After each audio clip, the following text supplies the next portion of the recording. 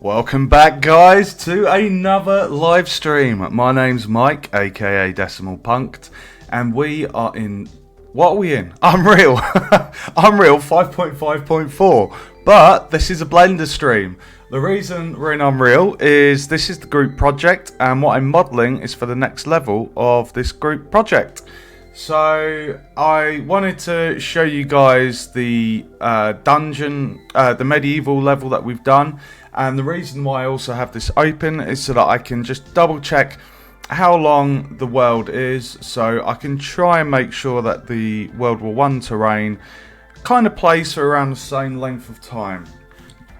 So I'm going to play this from the top. I'm just going to pause the stream music because we have music in the game. So let me just turn up the volume. I'm going to put it to 0.7. Okay, so there might be one or two bug fixes or refinements, but it's feeling really polished as it is. So this is Threads of Destiny. This is the medieval character that you play as.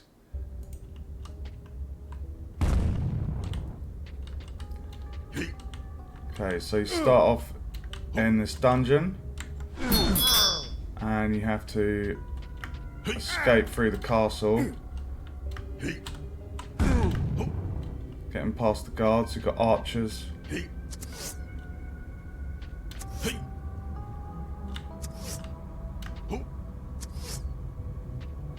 Got all the sound effects in there. Oh mate, I'm gonna get mashed. Oh! Back to the start. So there is a checkpoint feature, so if you do die... If you do die, there is a respawn feature.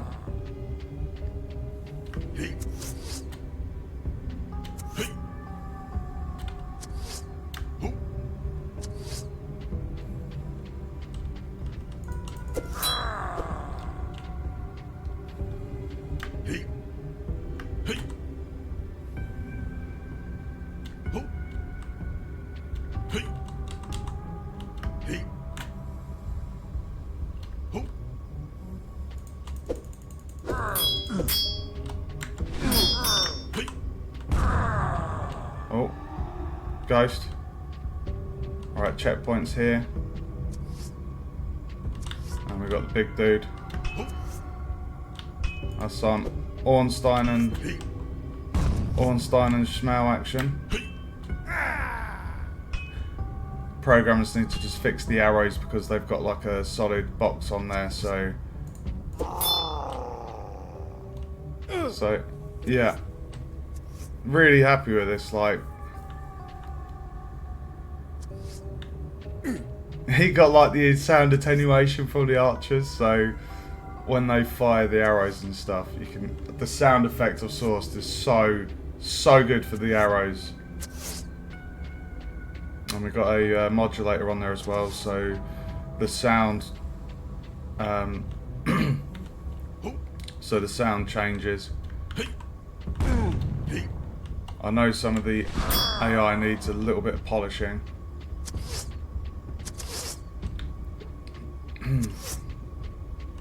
Where is that archer? I can't see him. Oh, he's right there. Oh my god, there's two. They originally had Stormtrooper accuracy, but that's now they're kind of like almost Legolas level accuracy. So it feels really nice as you're running through the world. Need to look at the reflectiveness on those trees there. They're a little bit too shiny, those pine trees. Oh, that's quite a horde. Spawned a ghost there. There's a 13% chance for a ghost to spawn. If it touches you, you lose some of your life.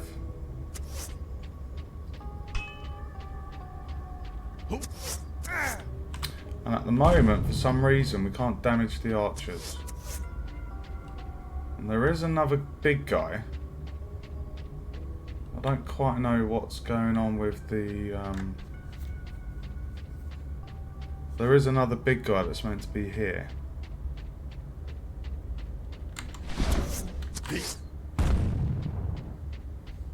Oh, there he is. Where did he go? He's meant to be... Cheeky monkey.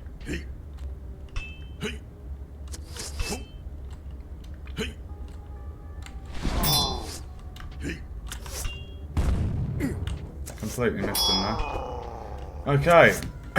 So. That is... Sorry. I've still got a little bit of a cold I'm getting over. So that is basically the level. The medieval level.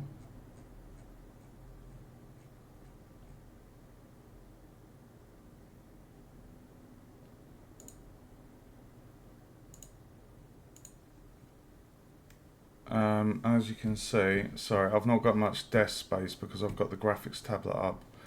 Right, so basically, this is the length of the level. So, what I want to try to do is kind of model something similar size for the World War One, because we don't want the levels being too long. We want them to kind of feel like a similar length. Obviously with the castle one, it's fairly linear. You go through, you go over the jumps, and then there's this section here where you can see the nav mesh.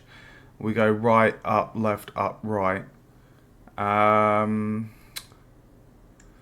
basically, if we click on that, that is...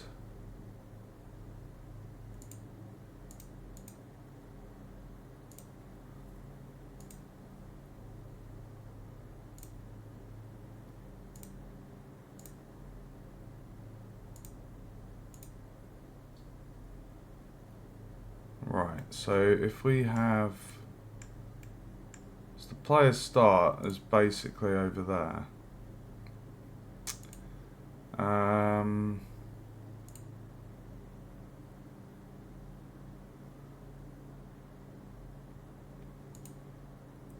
Okay, what I'm going to do, I'm just going to jot down these numbers. So what is that? Minus 2,600. And it goes up in increments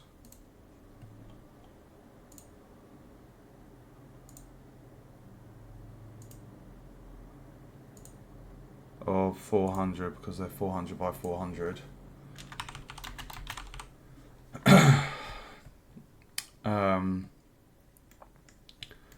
And then basically we just want to scroll to the end and just check that. Oh wow, 38,600. 38,600. So if we added on the 2,600 from the start, because the very first block is minus 2,600. So with the last block being at 38,600, 38,600 plus 2,600 gives us 41,200. So basically from world start 000 to the end of the level, it's essentially 41,200 centimeters. So if I aimed to model something that is a similar size, I think that would be good. So I can close the project. I've shown you that. Quite nice showing the game because I'm really proud of it. I'm going to turn back on the stream music and just turn it back down.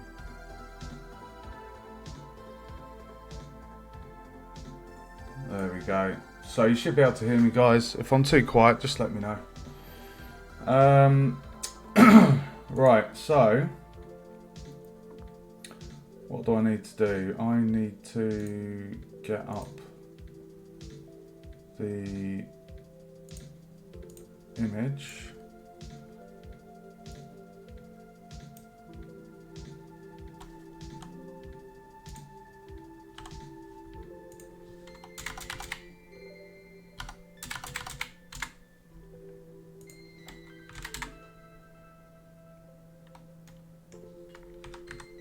Okay guys, so this is the level design. This is the level design that we're gonna be building. So you can see top left, we have the player start, and then we've got all of these little sections. The T stands for trenches, the M is for mortar. Got the off axis. Oh, that's the trees. So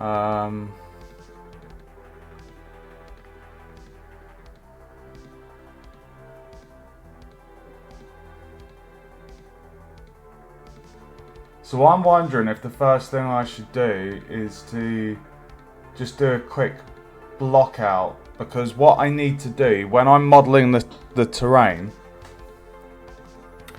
I need to model it so where the modular pieces are going to slot in, there needs to be gaps in the terrain for those to be slotted in.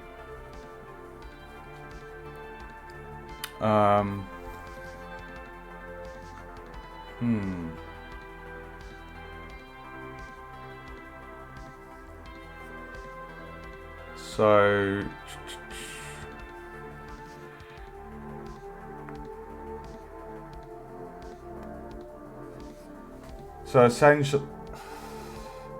essentially similar to the medieval level where you have that kind of open space. You see the player, you see they're in a castle.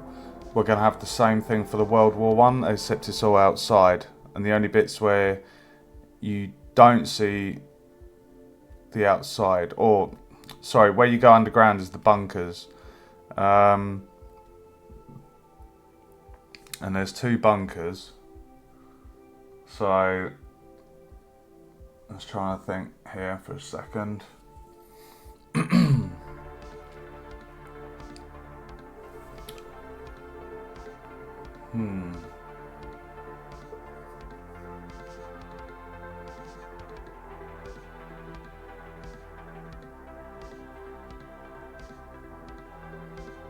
4x4.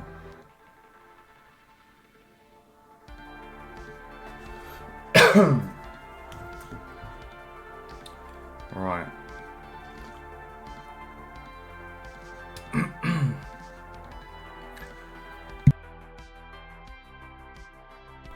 Guys, if I do cough, I do apologise. I've got this horrible cold.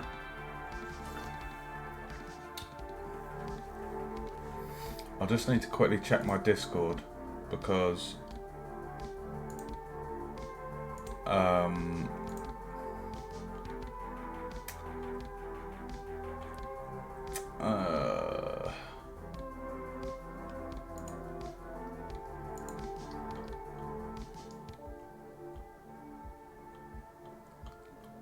give me 1 sec, guys. Sorry, I just need to make sure.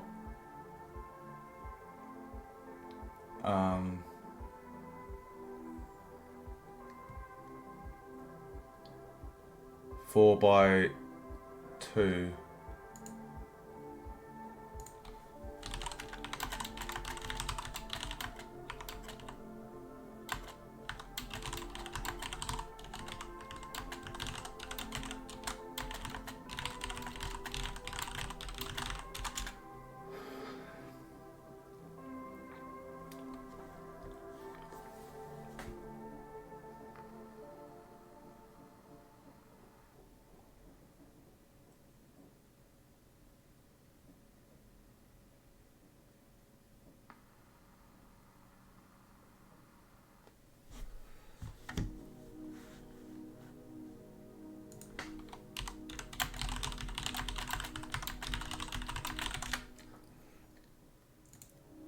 Okay. Right, so I guess the first thing to do then is... what does that do? Oh, it just scales it up. Okay.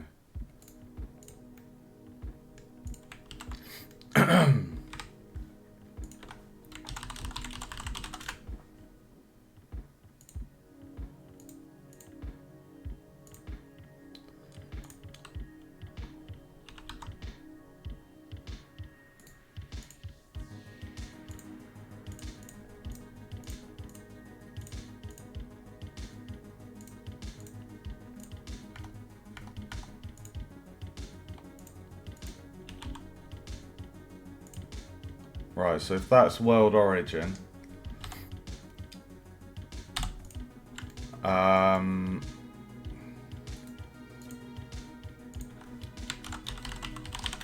the reason why I'm making a blockout folder is so that these are going to be the bits where I need to cut holes in the landscape. So we're going to go by this, and it might actually be handy as well if I just have that open on my other screen.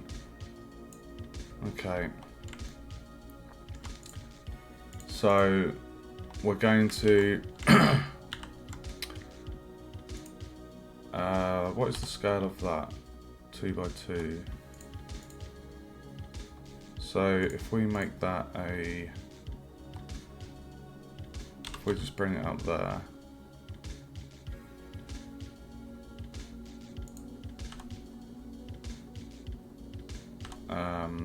Set the, hold on.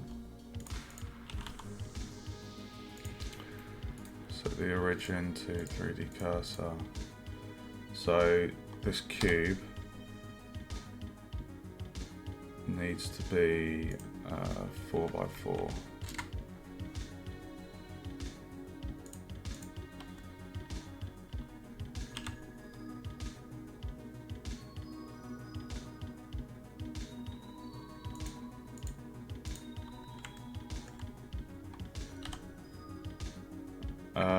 What we should also have is a player reference .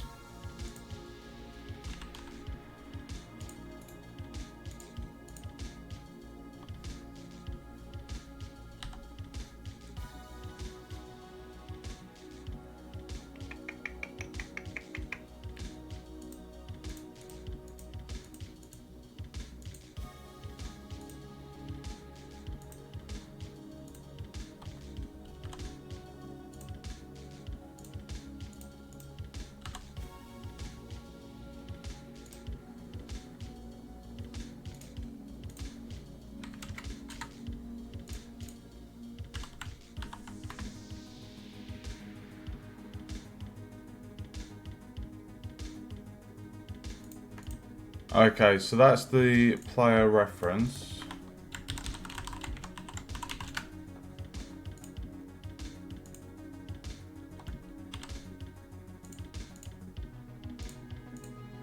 Okay. No, it's good to get that visual. Okay, so I'm going to call this 4 by 4.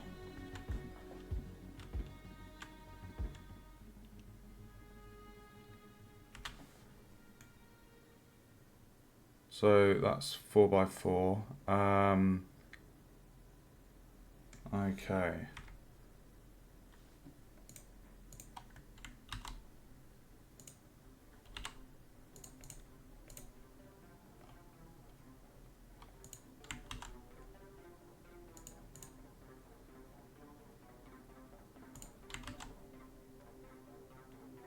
Alright, the reason why we're going back a bit is because there's going to be some tents here.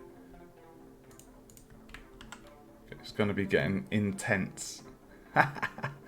See what I did there? We'll go back a tiny bit more. Alright, so the player starts there. So if we just... oh,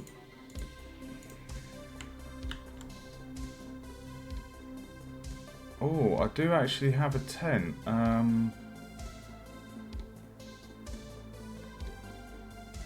what we'll do, we're just going to make a tent. We'll quickly just make a tent.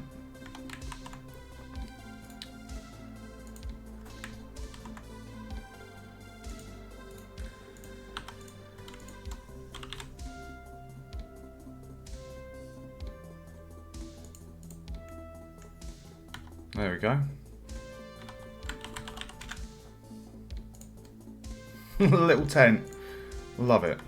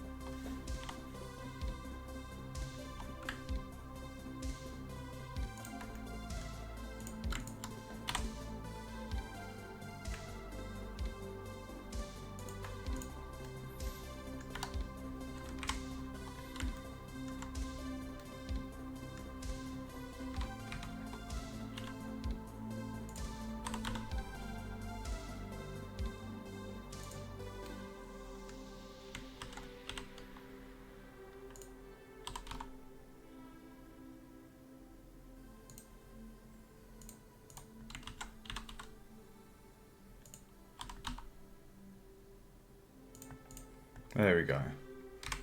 Tents for the start. Oh, they obviously need to be a little bit larger.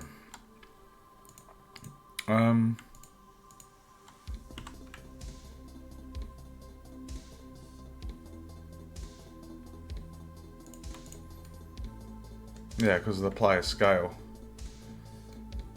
These are just, they're not getting used in engine, they're literally just for this blockout. Because what I'm doing, as I've said, I'm going to place the layout of the level. I'm going to get the layout with blocks, and then when I model the landscape, I know where I need to have the cuts in the landscape for the modular pieces to be slotted in. Okay, so I've got that image open on my other screen.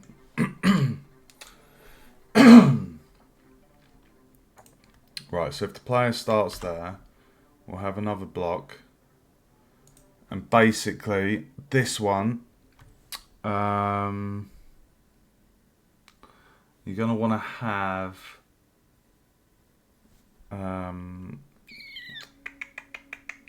it's going to be like the mound just getting up. So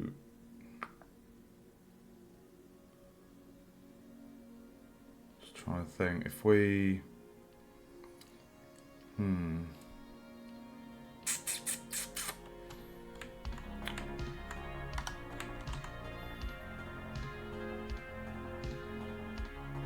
yeah, if we just did 2 cuts there and did an edge slide.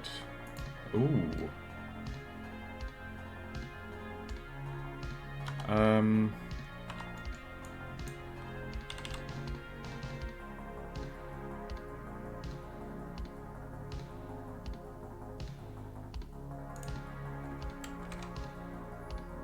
There we go.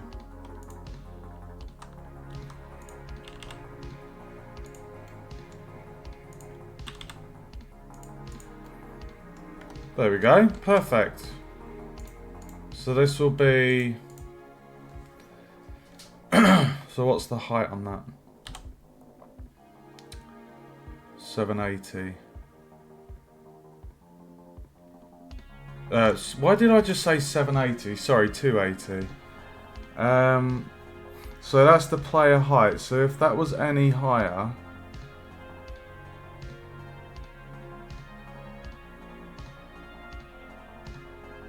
And we could see how it looks 300.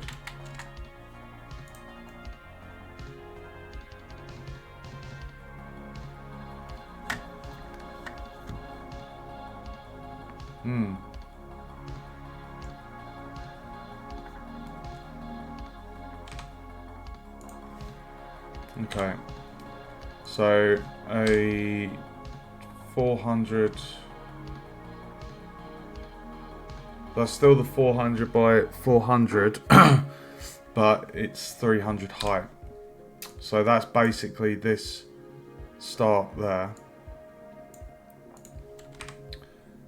Right, and then what shall I call this piece? 4 by 4 by 3? Was it 3?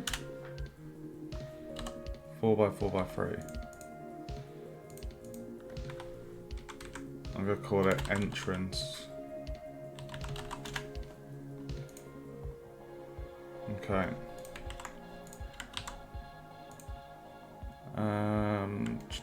What I'm gonna do, I'm actually gonna make this. I can see this image on my monitor. I've got 3 monitors, so I've actually got this image on my other monitor, guys. So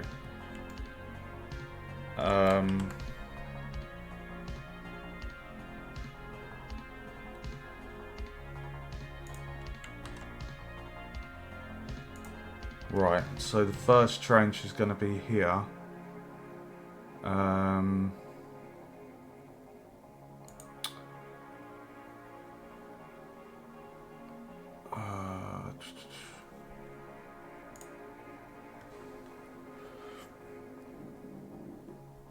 Right, if I, because the trench is kind of like at a slanted angle.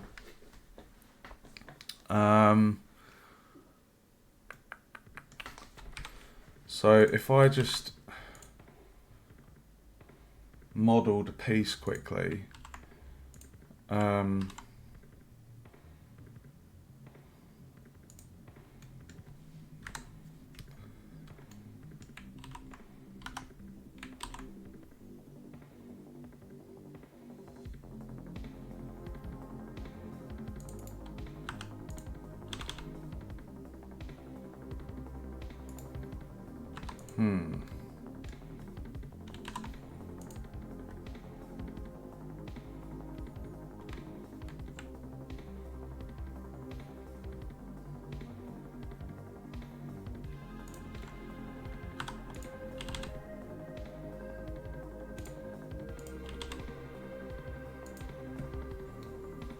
okay, perfect.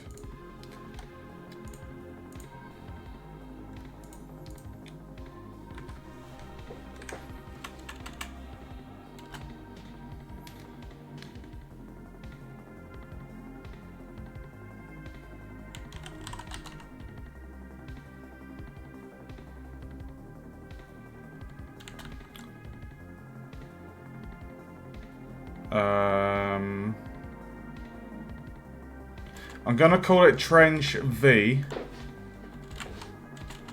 because of the shape is like a V. Okay, so that's literally that face is 390. So that's a 10 centimeter platform.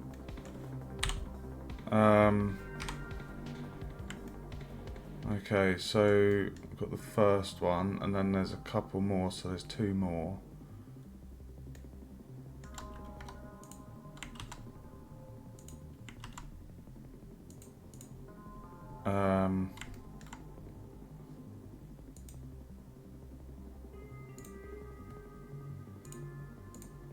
What I'm going to do is I'm going to create a sphere. No.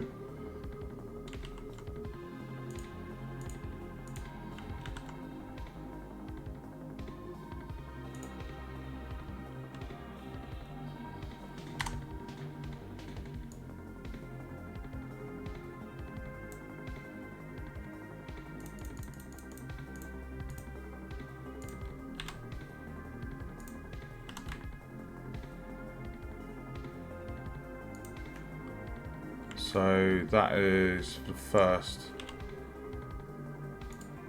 unit. So we're going to call this Comrade.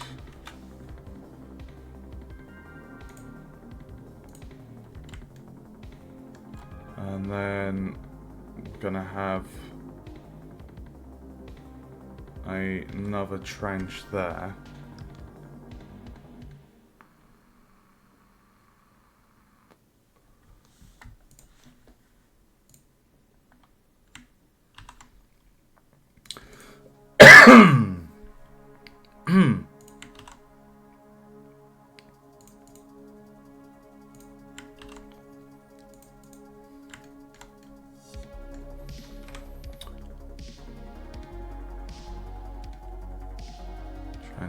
Trench.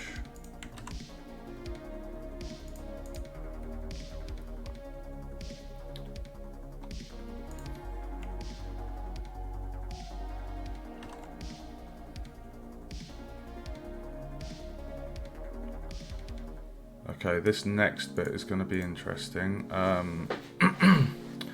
So this is going to be the bunker piece.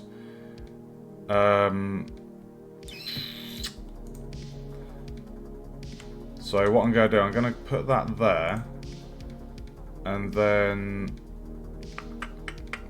if I want to make that into a diagonal, all I have to do is do that.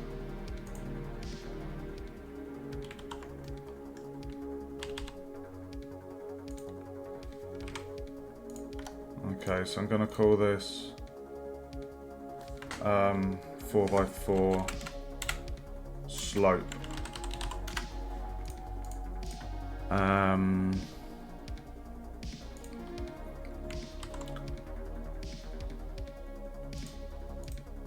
So this is basically the bunker section.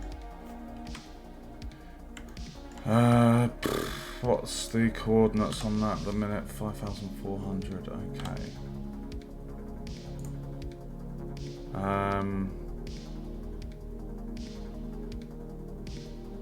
So we could have that go down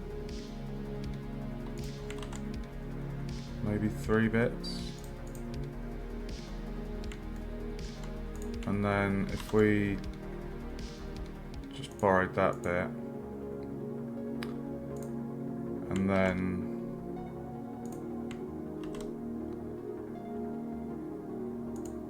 that's basically going to be a ladder.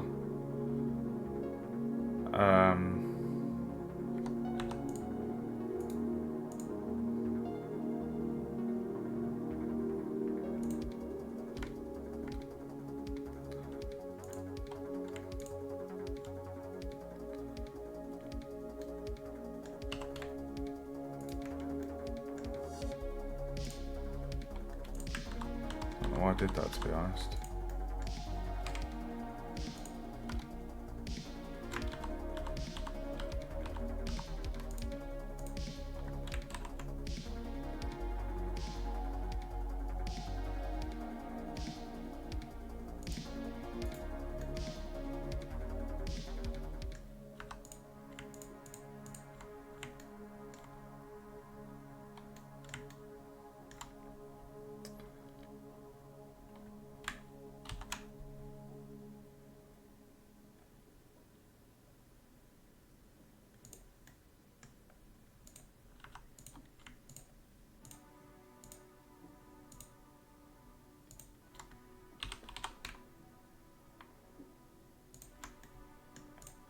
There we go, ladder.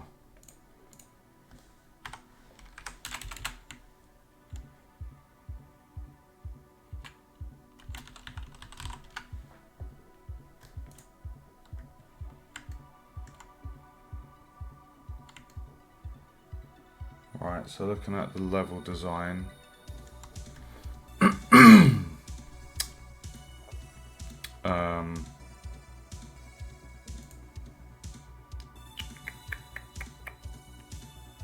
you also want to make sure that the player can not bump their head.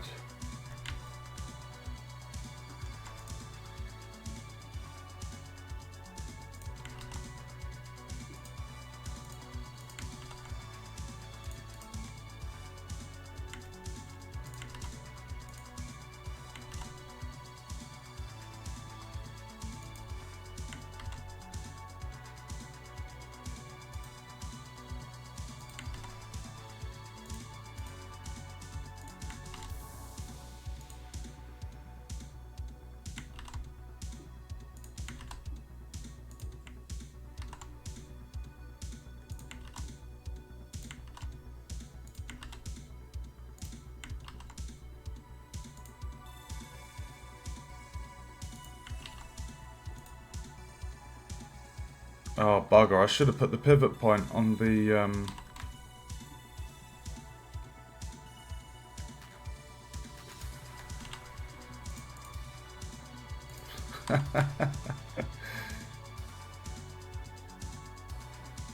It's all good. It's just a block out.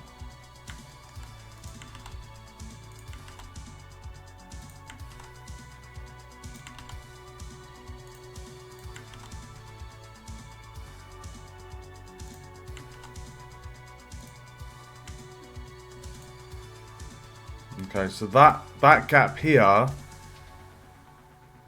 that is actually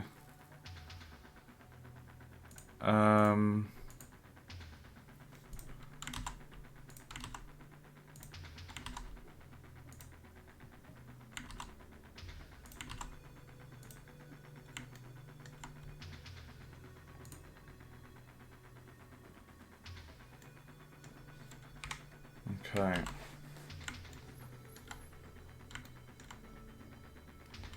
So trench, bunker, come down.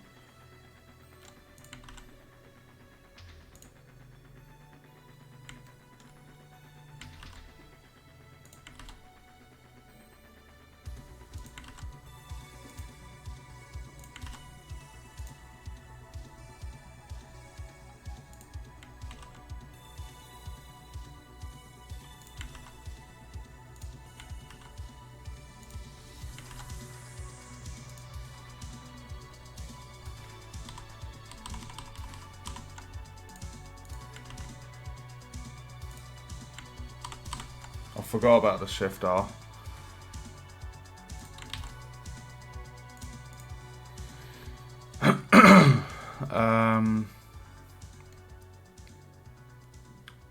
Oh, that's so cool. So just seeing it actually in a 3D space.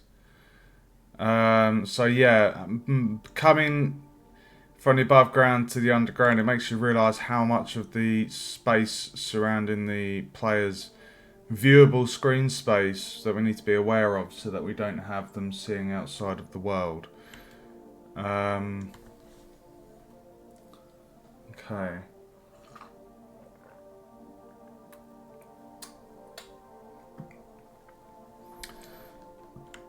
So basically, this part here is where a mortar strike's going to hit.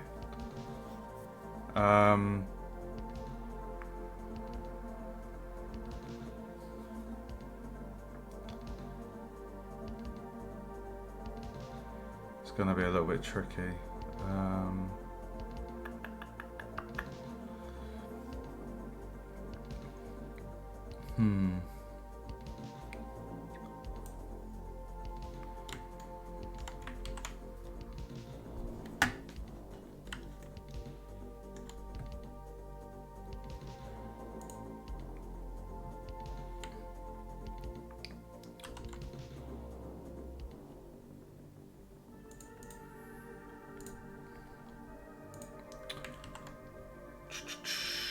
Right, the bunker. The bunker is...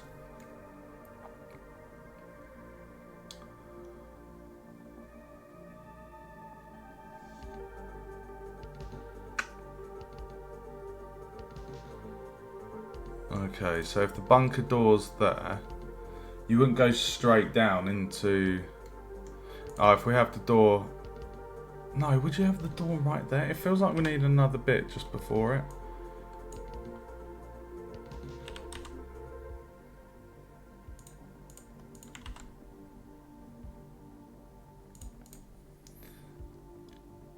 So we can have the bunker door just like here.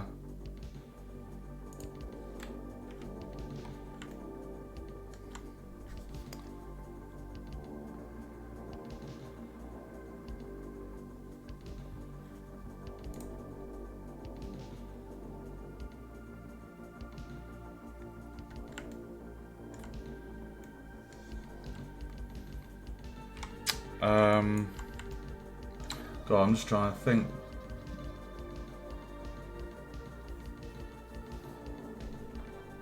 So if the door is there, let's just we duplicate a cube,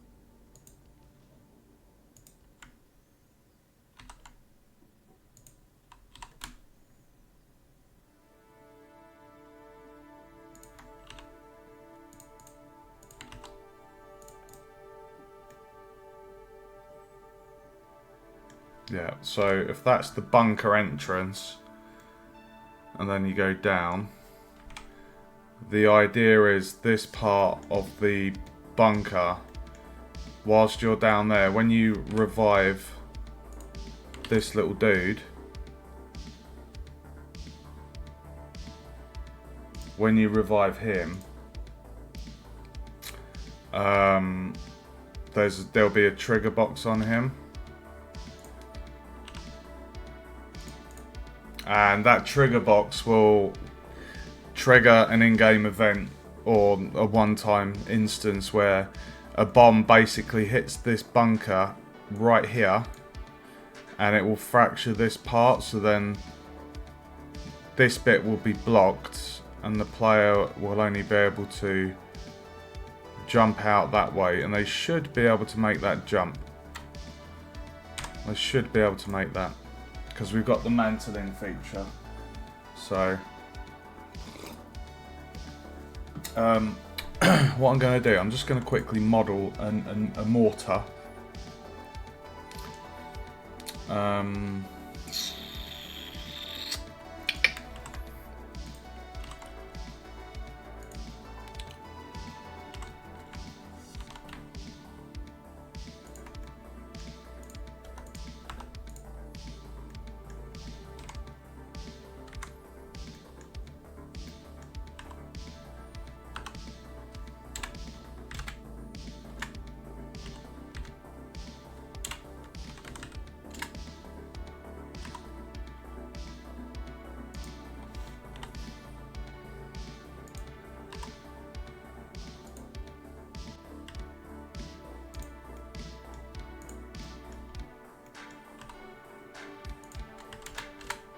There we go, that'll do.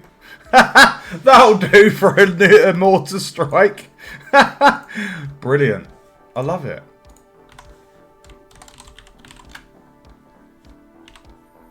So basically this section here is where it's going to get mortared. I love it. I'm thinking if I made the mortar crater, if I made it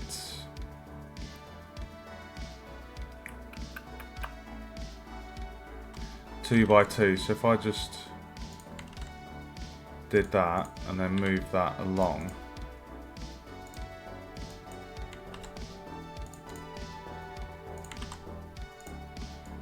so basically that destroys 2 blocks.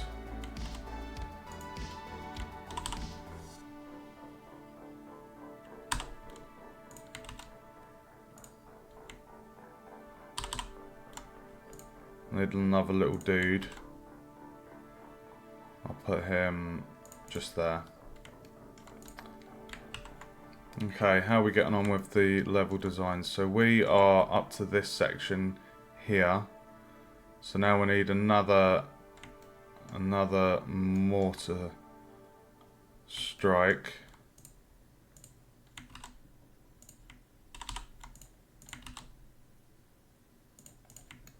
And then after that, there's going to be a tree. So if we had the tree just here, so, and that's going to be off axis as well. So it's going to be G minus 400. So if we just get that and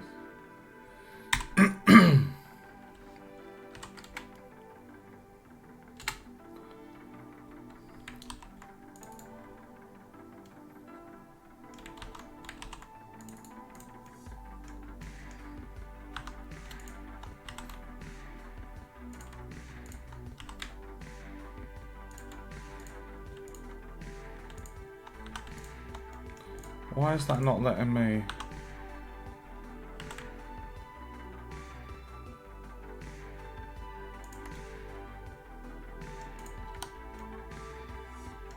Just have that as tree. So that tree is going to introduce you to the fake trees of the World War One, and there's going to be a little flamethrower guy inside there.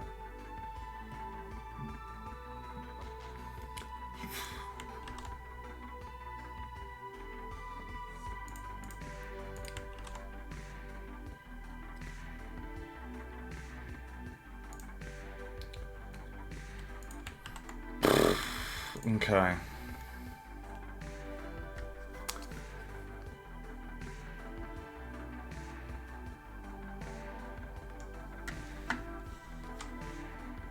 Welcome to the stream, guys.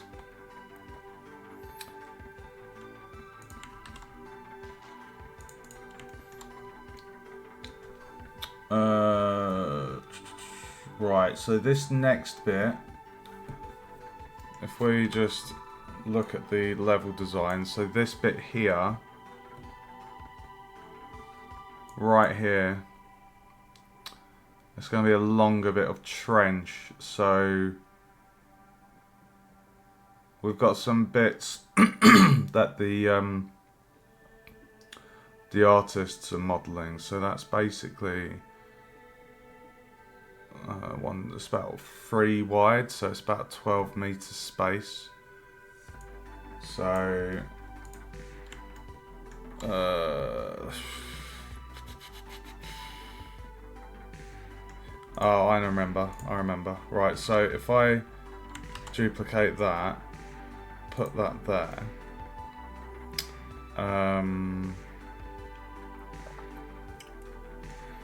GY minus 400. Hold on.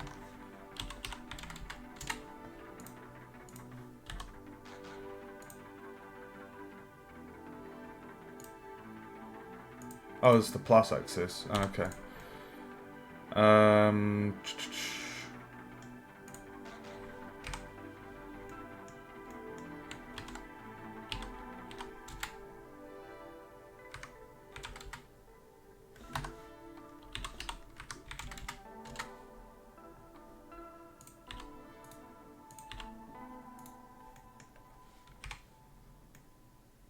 Right, so what we need to do is basically duplicate that, move it across there, rotate Z 90, and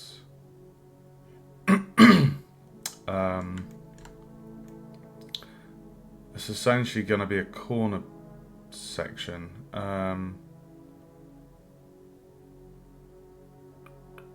But this part, I need to do a cut right down the middle.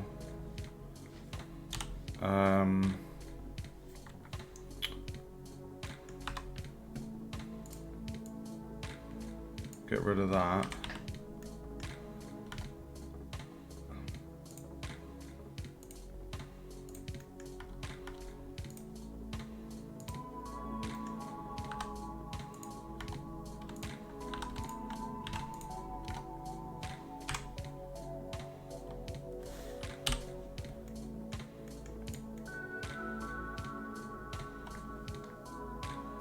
Oh God.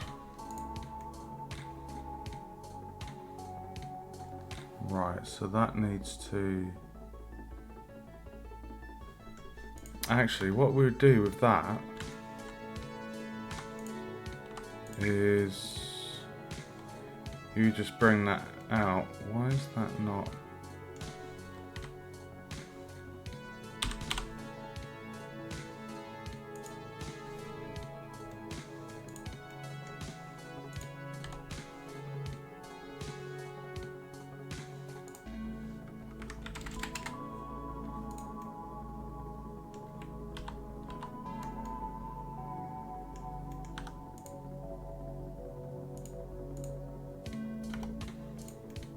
Okay, so that's the piece we need the artist to model. So it's basically because where the camera is 2.5D platformer, and we're having the camera follow the player. The sections where they're jumping in and out of the trenches, we can't see this like one side of the trench. It has to be removed. So that's essentially how we get away with that. Now, if I'm not going to give these different names, but 2, 3. So if I just duplicate that and move that across, we need a corner piece.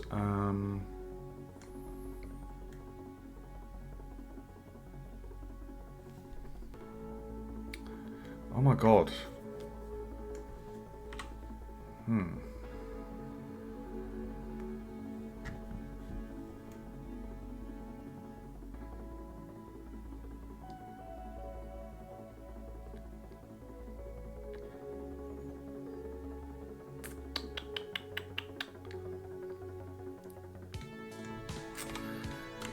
Corner piece to connect that. So get rid of that wall.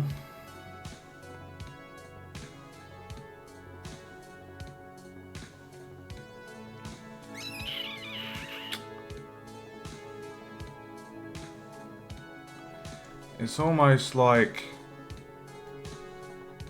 if you had a 1x1 corner piece. Yes, I think that will do the fix. So let's do that. Let's just, and then I can let the artists know which parts we're going to need. So if we had a 1x1 piece, we slot it in there. So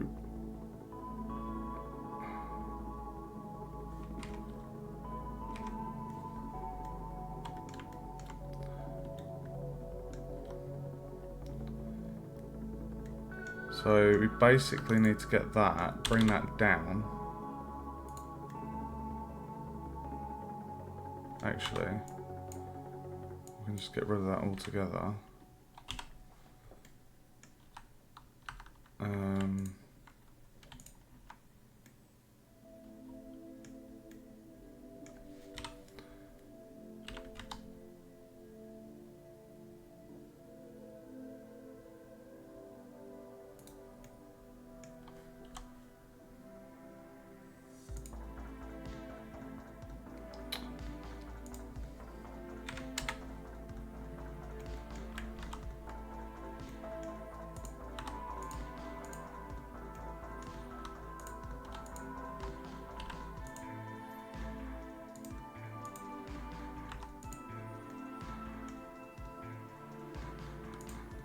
Why was it saying the median?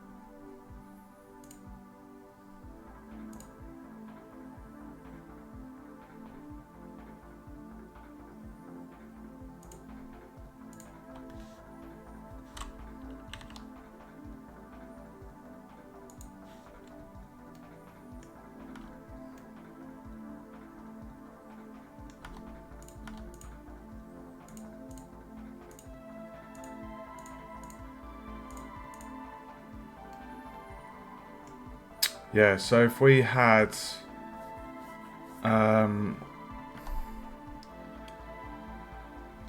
if we just had a piece cut out there, then we can create. It's a bit of an awkward. It's an awkward. It's an awkward angle, but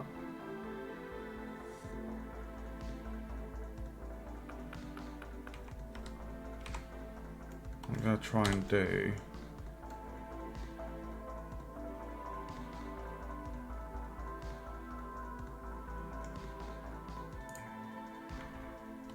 Unless you just... I mean, that's in line. That cut is in line with that. And then if we did one... That's dead in line with that.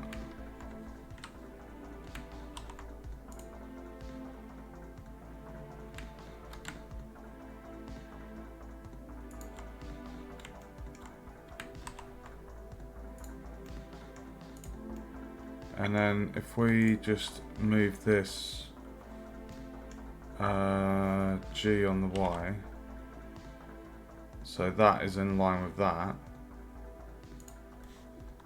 And then we got that piece, and then extruded to there. And then to get the corner piece, you basically just bring these together, and there you have it. Corner piece. Perfect. Excellent. GG, Mike. Thank you very much, mate. Thank you. Thank you. So instead of making... Hey, Long Arm. Welcome to the stream, bro. Welcome. I'm just quickly blocking out the WW1 level, and then we're going to be sculpting the terrain. I've just there's quite a bit of trench work to do, so I'll quickly show you the level design. How are you?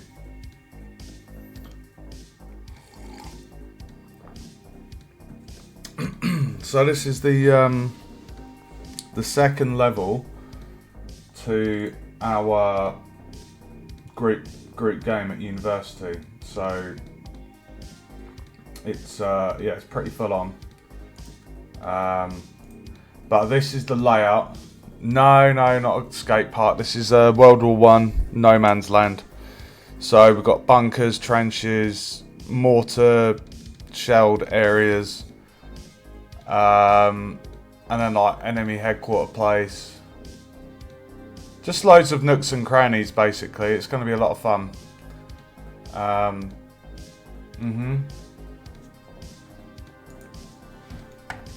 So I was just basically modelling the sections.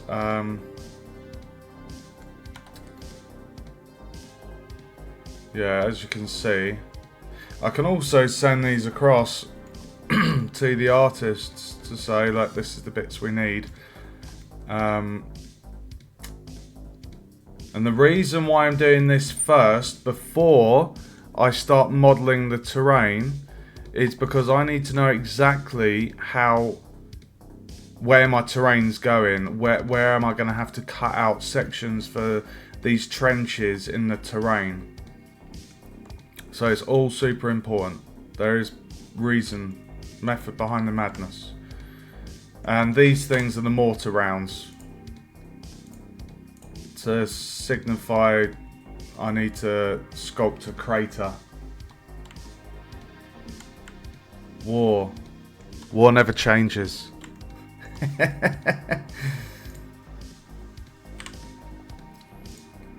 If you get the reference, drop a comment.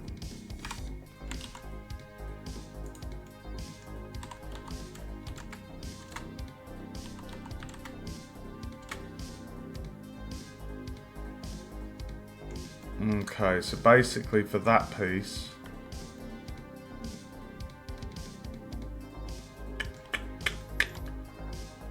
Um,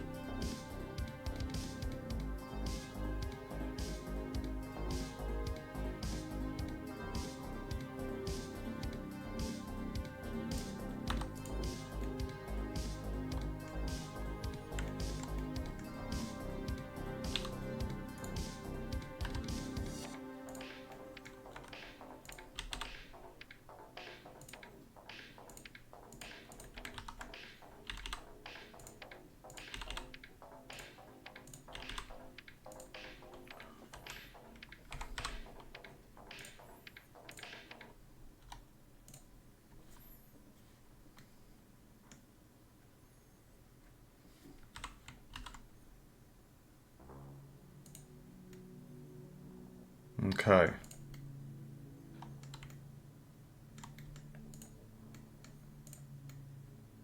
Awesome. So I'll be able to give these Fallout series. War never changes. Right, the terrain. So basically this back bit onwards is going to be the terrain.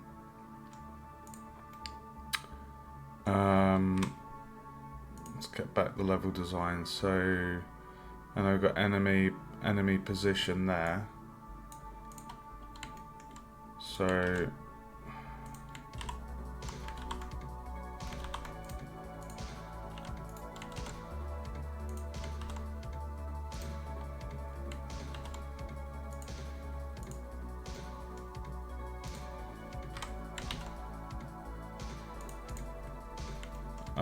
what I'm gonna do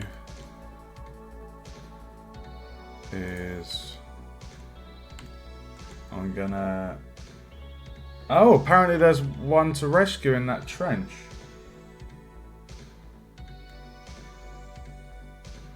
Hold on, why have I copied those? Oh no. Sorry. I meant to get the 4x4.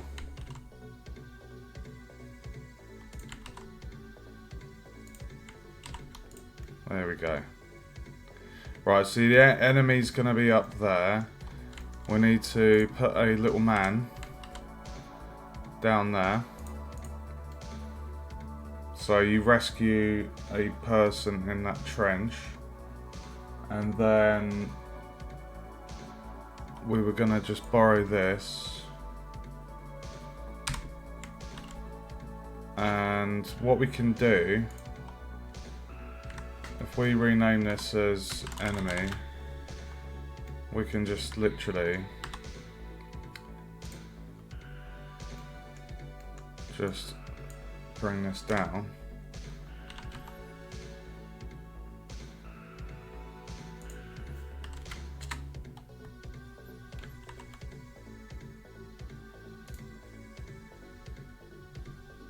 Oh, that'll do for the enemy.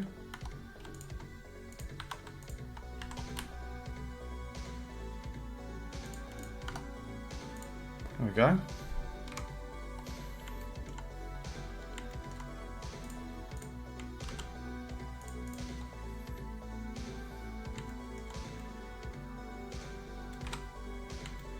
I'm actually going to put one by the bunker at the start. Feels like we need an enemy to introduce the player. Or engage the player, sorry. And I think there's going to be one or two down here as well.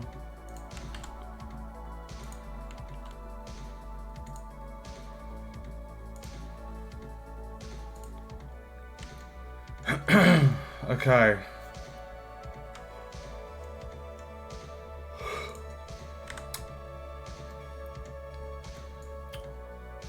Right, so we're at this bit here. So we're almost to the big office room space. How are we looking at the size of the level? So what's this? 16,600. So the medieval level from start to finish was 41,200. So that's going good. Doesn't feel too big. Let's have a sip of the coffee.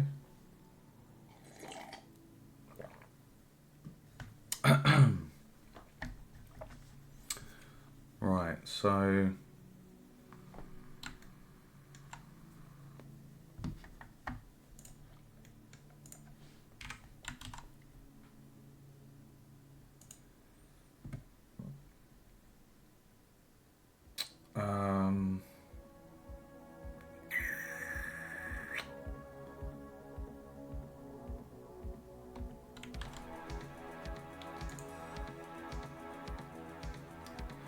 right, what I'm going to do, I'm going to copy these bits.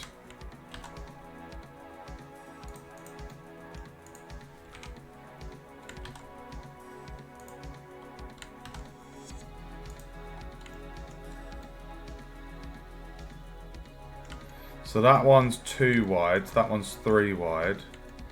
So if I then get that bit and then dupe that and just put that there.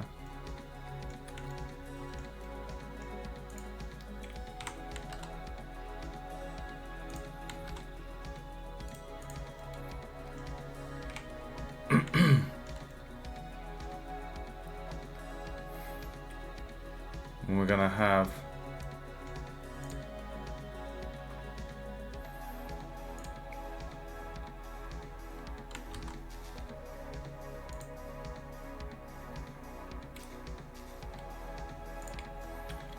that guy is going to be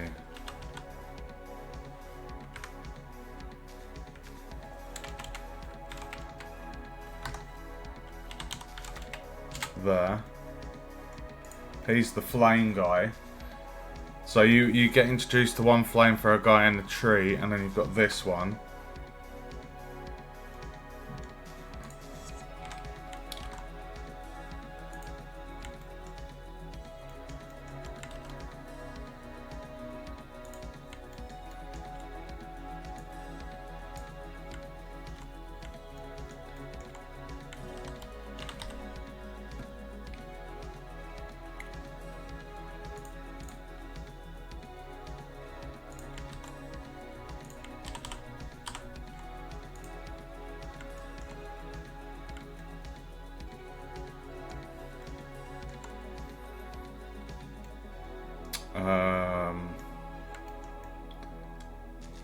Okay, so delete those ones.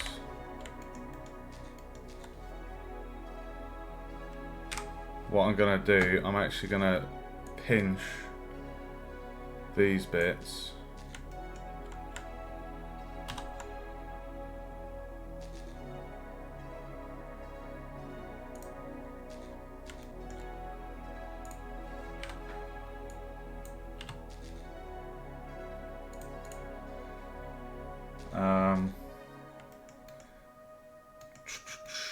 So we go down 3.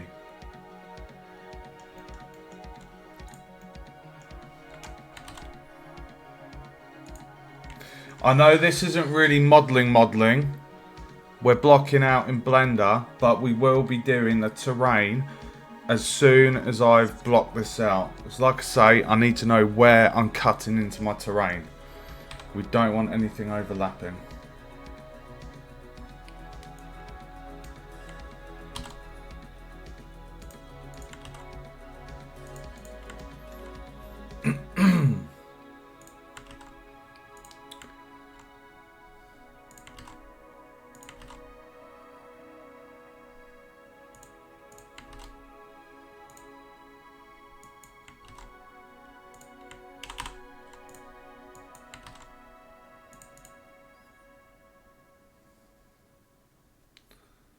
Right, so we're going to have a door there.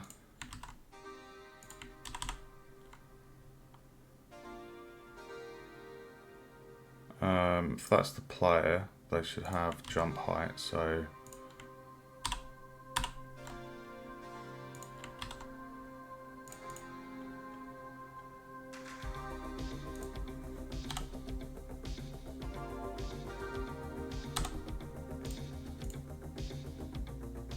Oh, did I not name that as door?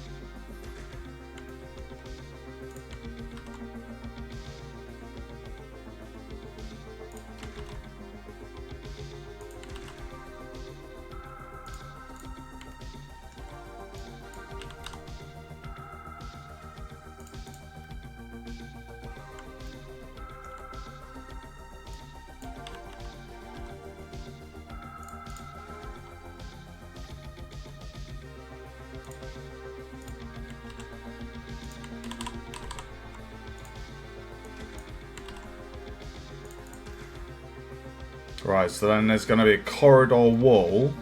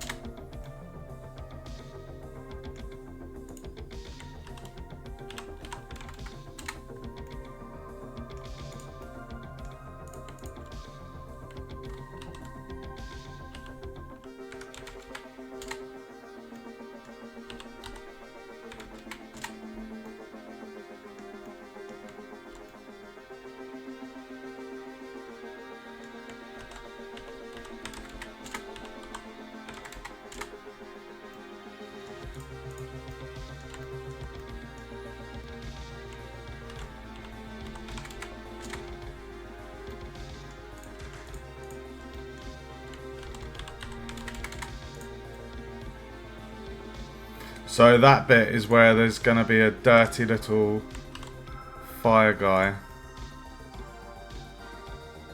Oh, why are they off the axis? These ones, you need to come back, guys. There you go. Get on your axis.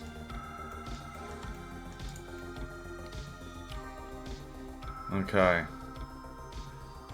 Termo, welcome to the stream, dude. No, this isn't Super Mario. This is a World War I Blockout. Here's the level design. So we've already made the medieval level for our group project. I shared that at the very beginning of this stream. I think you should be able to backtrack on the stream. I'm not sure, but yeah, I'm basically just blocking out where things are being placed, so I can then model the terrain, and I can make sure that everything kind of locks together where I need to cut holes into my landscape and things. So that's why I'm just doing a block out.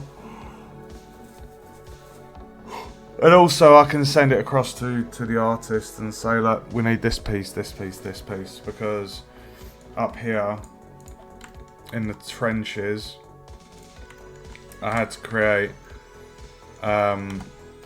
just that piece here. So we've got two opposite, they're basically the same but flipped, so we need like two pieces here.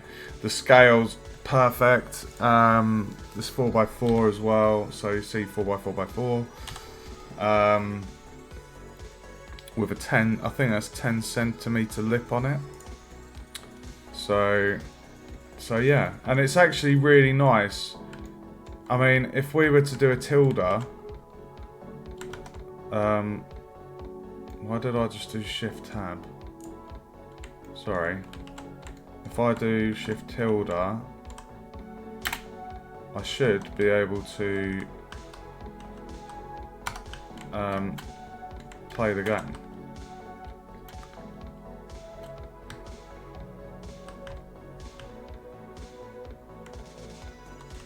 so you can actually get a feel for the level. But obviously it's not first person, it's but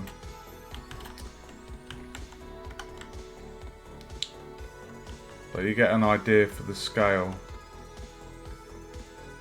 So it's 2.5D side scroller. And that's the bit where the flamethrower guy's gonna get you. Hashtag spoiler alert. So yeah, I'm happy with it so far. Okay, so going back to here, we've done this little bit here. So now we just need another bit, which is the bedroom. So I'm going to copy that. We're going to dupe it and just move it. Oh.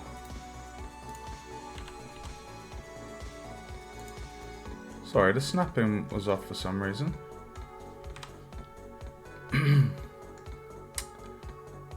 Okie dokie, so we're going to need a floor.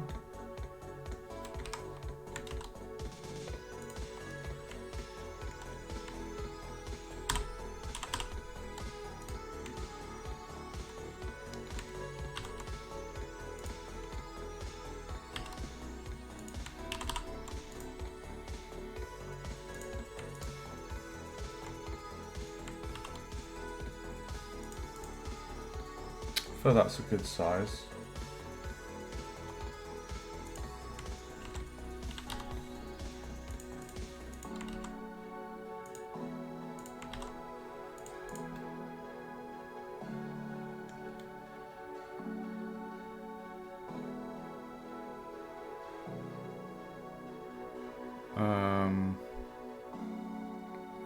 Yeah, so we're going to need wall pieces from our artists.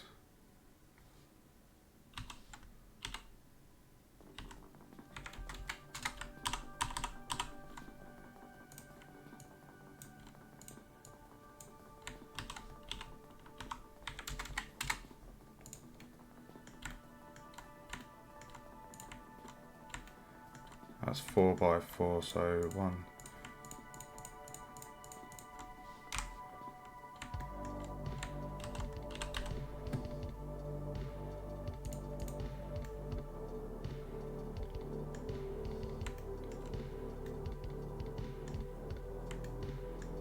Okay.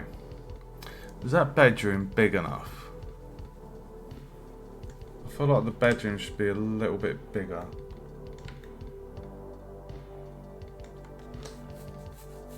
Oh, we've got spam view that auto mod has blocked. Thank you, auto mod.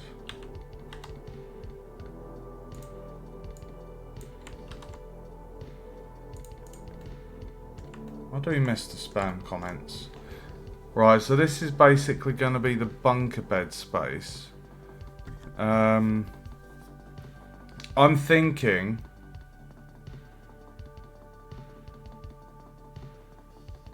what we should do is actually move these parts back. So GY400.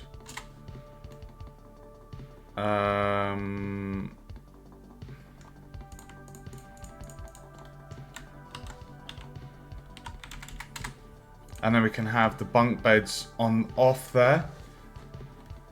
Because if this was like a 3x6 room, like we're not going to see this side because it's 2.5D. So, so yeah.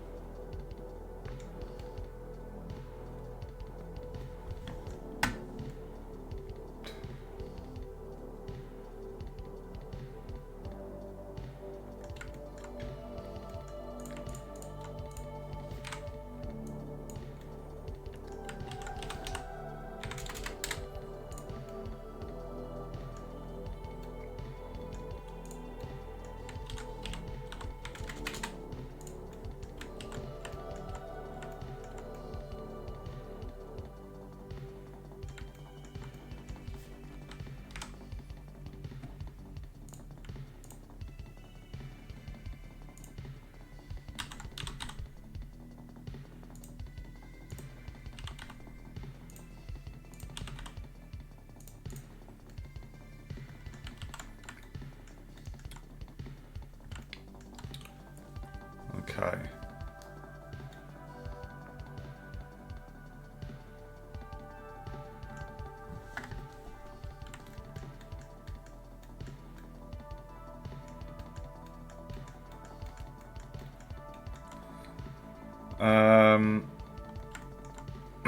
Right.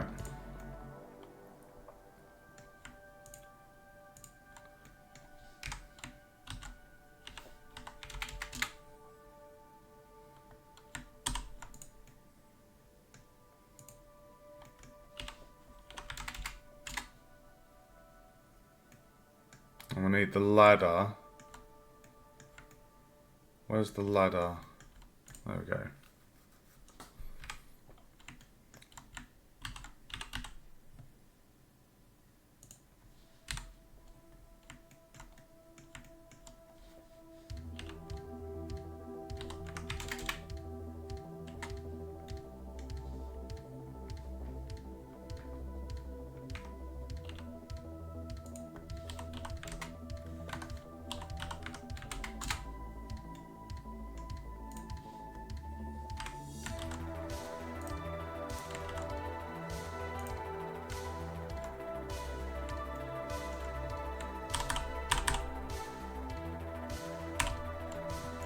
That's a big old ladder to climb. Amazing. That's going to be fun.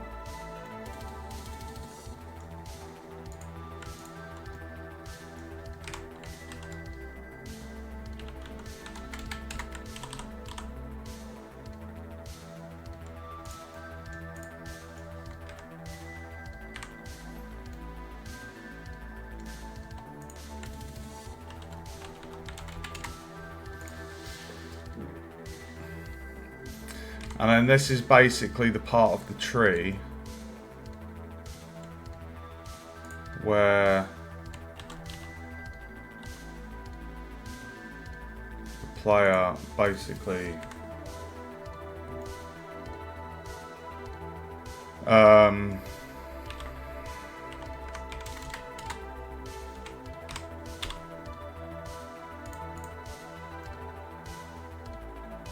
yeah, that's where the player goes up.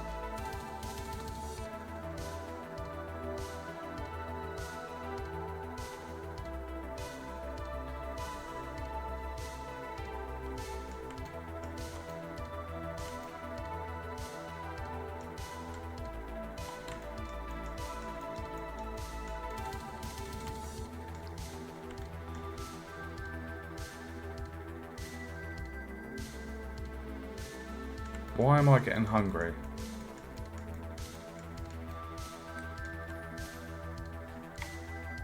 Oh, there was going to be a guy to rescue.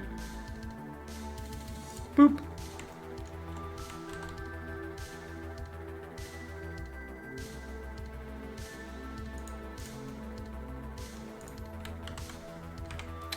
Okay.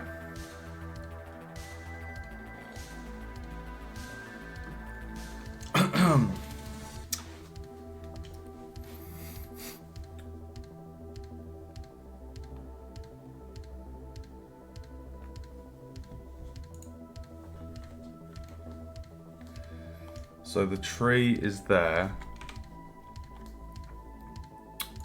I feel like that tree's just a rough reference picture for the tree. It's going to need to be a lot bigger than that because the ladder's going to go up, up, up into the tree.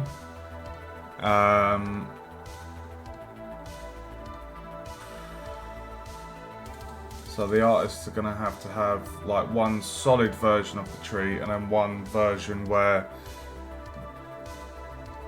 we've got this open section where we can see our player inside the tree. So what I'm going to do, I'm actually going to delete that and then G on the X and just put that there. Because the idea is that ladder leads into the tree. In World War I, they actually made fake trees, put ladders inside them, and used them as like lookouts and places to like ambush the enemy. So we're given a bit of kind of historical realism, if you like, to the game.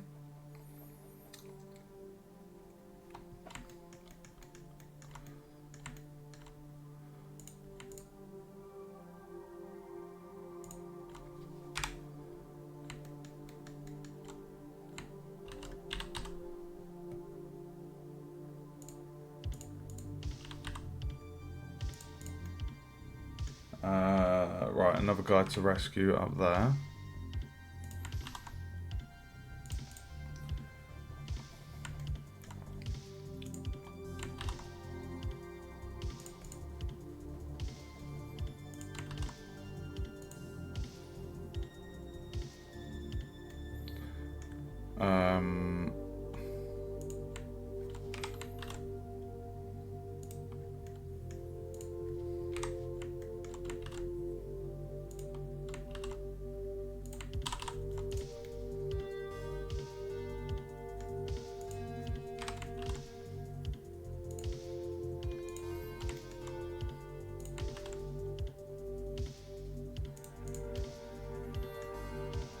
Okay, looking at the level design, guys, we're at this part here with the F.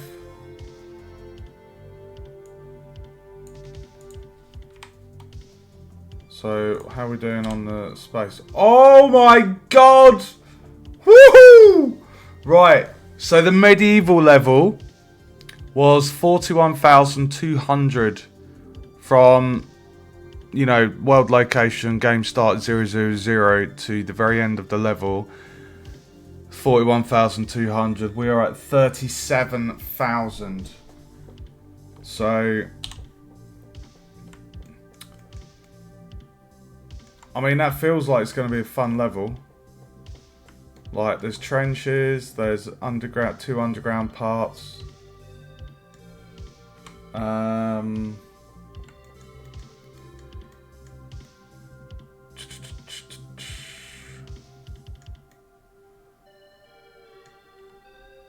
Yeah, it's pretty much... Right, so... what I'm going to do, just because I'm conscious of not making the level bigger than the medieval...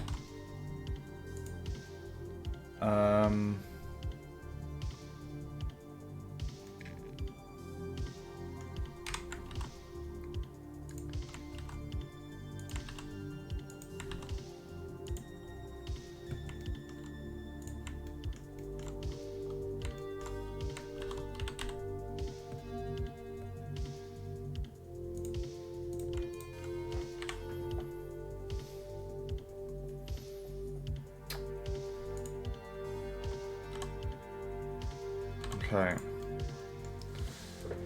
so if that's going to be the mortar strike,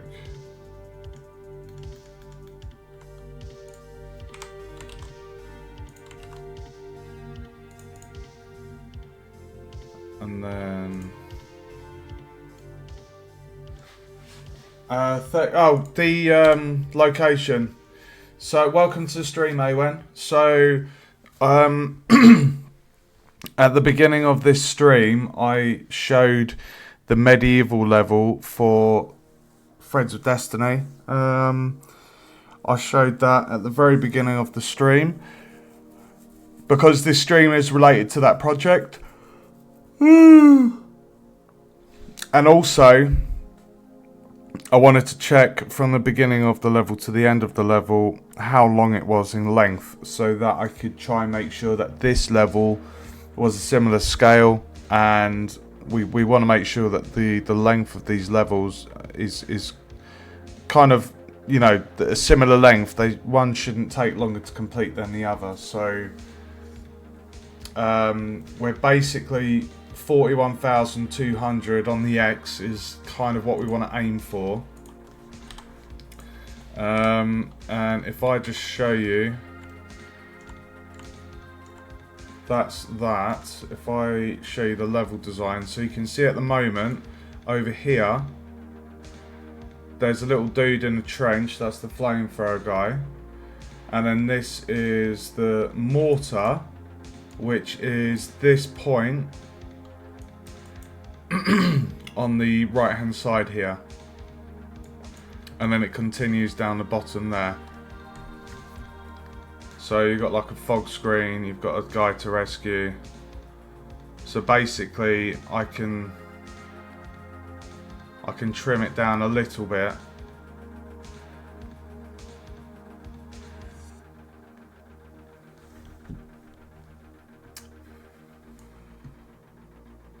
Yeah, centimeters. Right, so I'm gonna put a dude to be rescued just up here.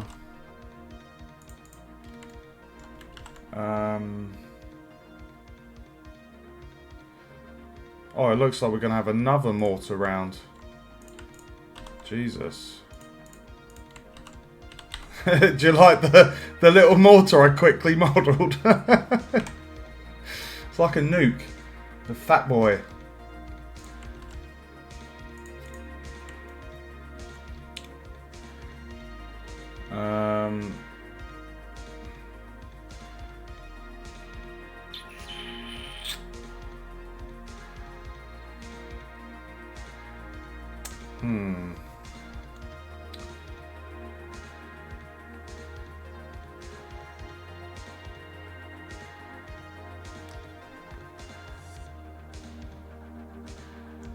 What's the position on that? 41,400. Oh! 41,200, 41,400.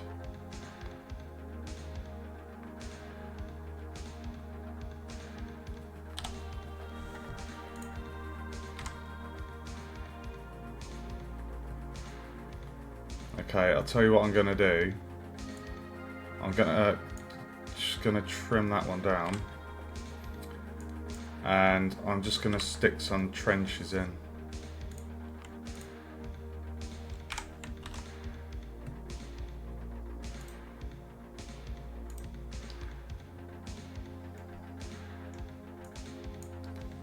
Actually,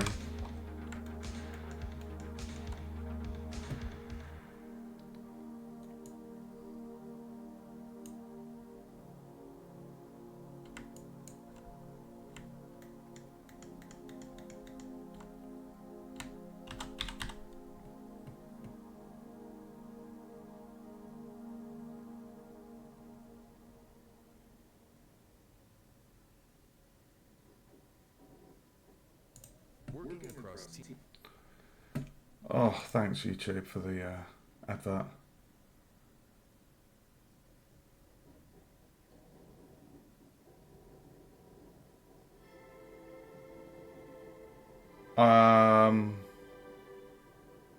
I have no idea what that is, dude. Floating point decay. I don't know what that is.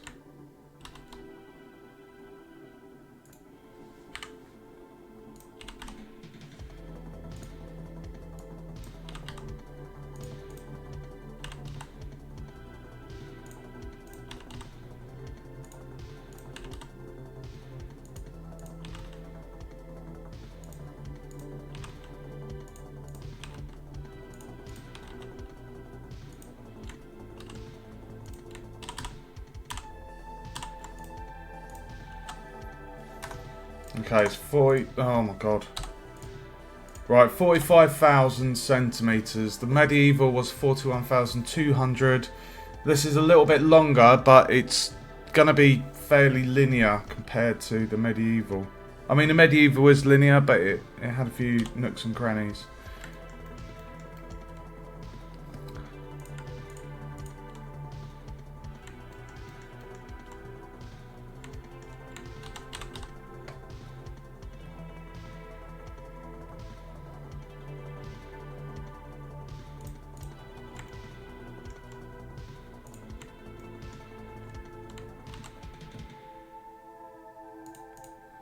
There you have it. Okay, that's basically the level, essentially.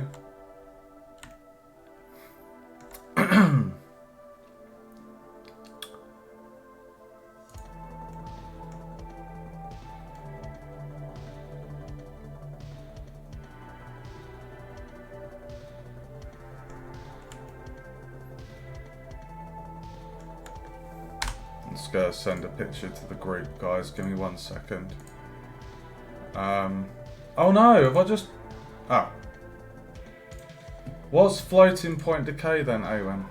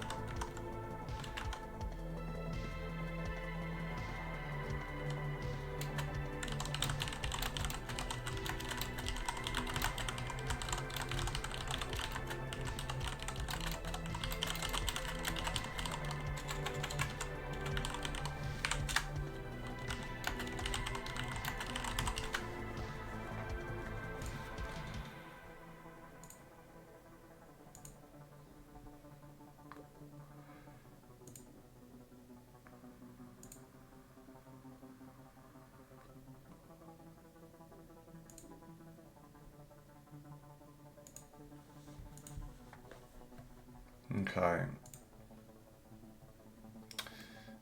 Right.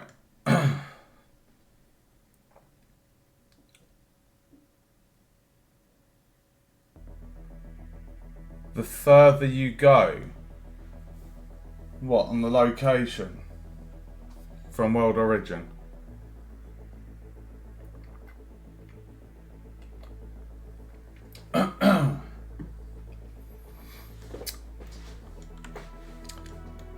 Right, I need to think about this modelling.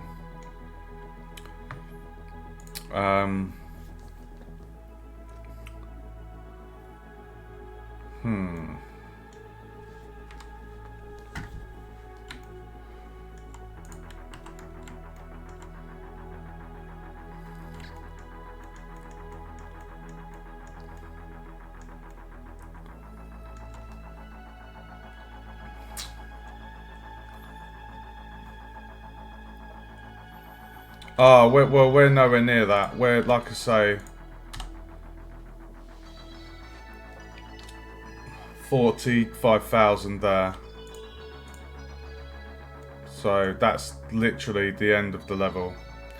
And like I say, the medieval, the last object in the medieval level was at 41,200. So this is only 3,800 longer, which isn't that long. And like I say, it doesn't actually look that big. Like that is the player scale. So I'll just talk you through the level design. So you start in your camp, you go over the mound into no man's land, a couple of trenches, a couple of people to save, you've got an enemy. Oh, okay. So then you enter the bunker, you go down, fight a couple of enemies, and then this guy, these drawing pin things are the enemies. The circles are comrades to rescue. So when you've rescued that one, you trigger a mortar on this. So what I might actually do is just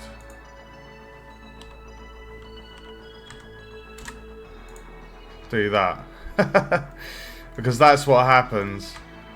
A mortar, a trigger box on there will cause an explosion on the bunker. You won't be able to go back. You have to go forward. So you'll be able to jump from here to here. Going across.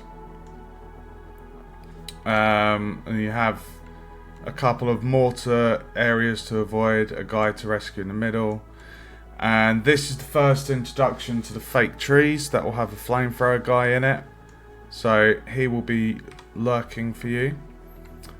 And then you go across the trench. You've got another comrade to rescue. You've got some enemies at the top.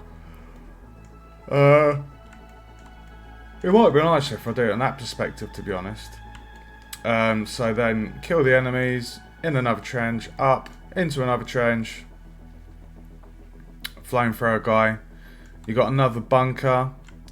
This one has basically the office, a corridor, and then the dormitory, with another guy to rescue as well.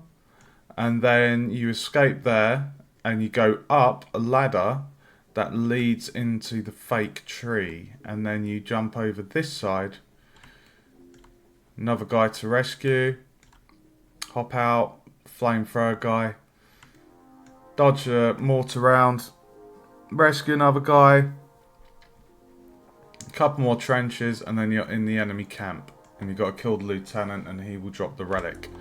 So that is the level. So if I now minimize the blockout, we know exactly where we need to model.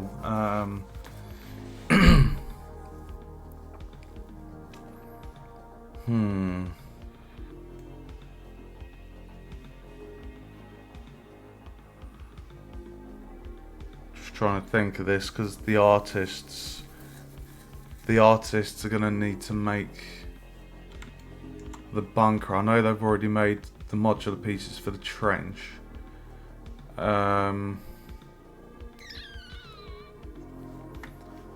I'm kind of hesitant to texture paint the landscape at the moment, on the basis, I think, because once I've cut it to shape and then placed in the trenches where we want the trenches,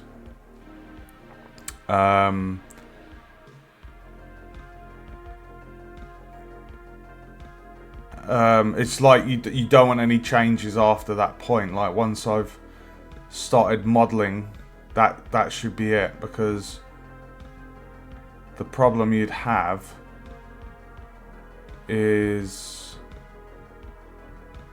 I'm just trying to think the pieces.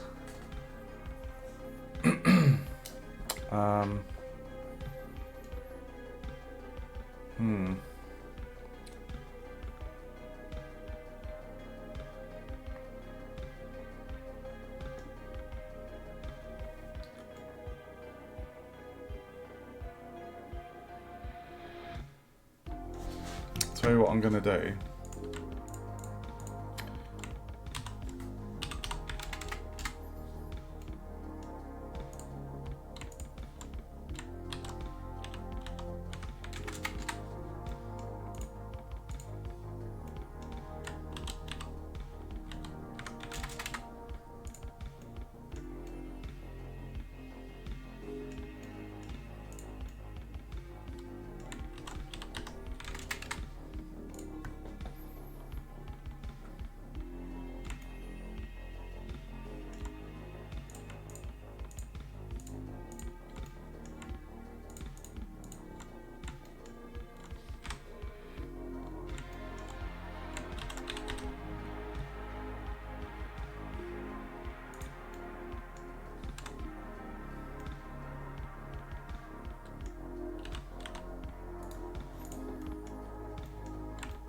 So basically I can say, right, artists, I need floor pieces, wall pieces.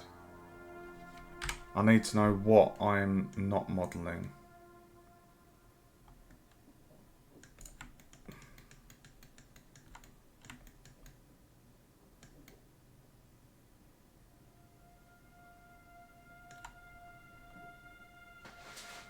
Barracks, yeah, these are the barracks. Well, these are kind of the barracks here. These little tents. So,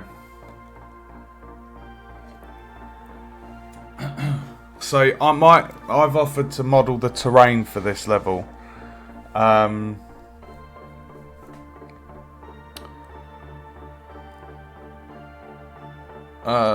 just trying to remember. Isn't there? I can do Boolean cuts, can't I? So if I modelled my terrain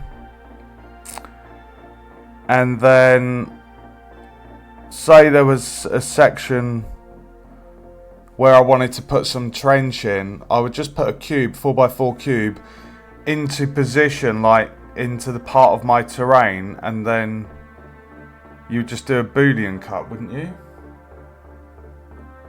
Dormitory. Ah, barracks, dormitory, potatoes, potatoes. Let me just test the... I just want to test this. So if I... if I just made a plane, just for testing, we scaled it up.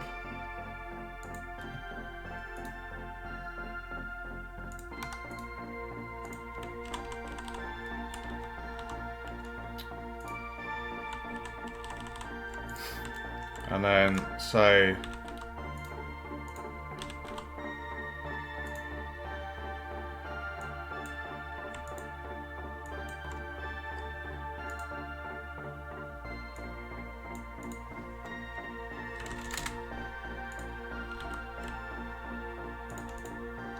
right, so there's, just imagine that's the terrain, right?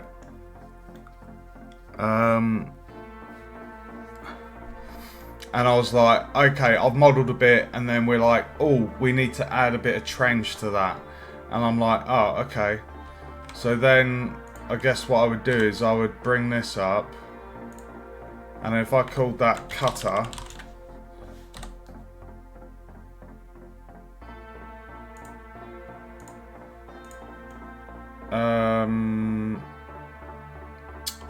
what, and then I'd move it.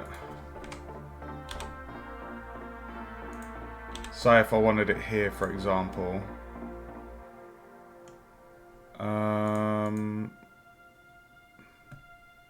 Do you do it on a shape or do you do it on a terrain?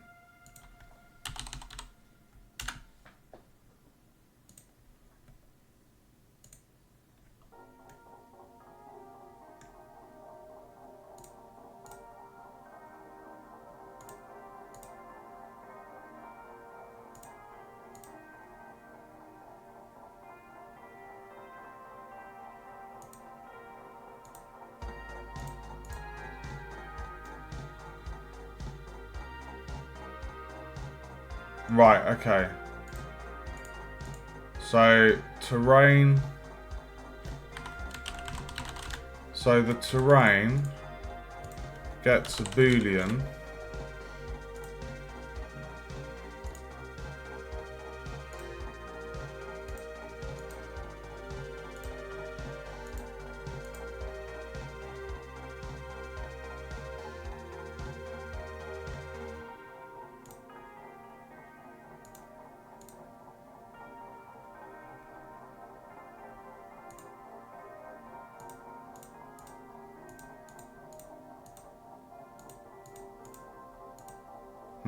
I've not really used this much. So the boot on what you want cut. Well, the landscape, say I've modelled the landscape, this is what I mean. Before I jump into modelling this, I just want to make sure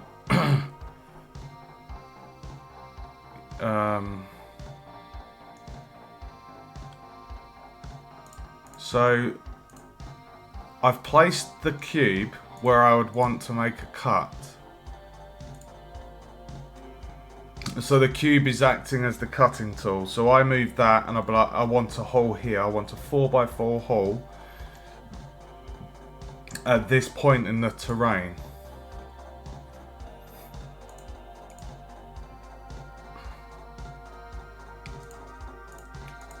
So I've got the modifier on the terrain and I'm saying, right, the cutter is the object.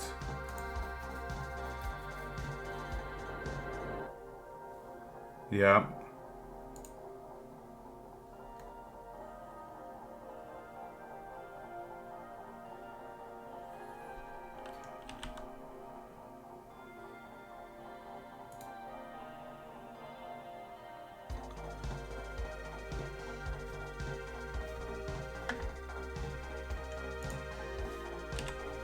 Ah.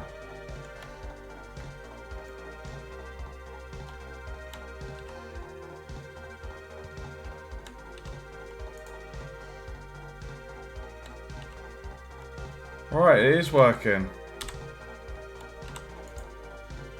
And then what you would apply? Does it? Oh. So basically just do the float.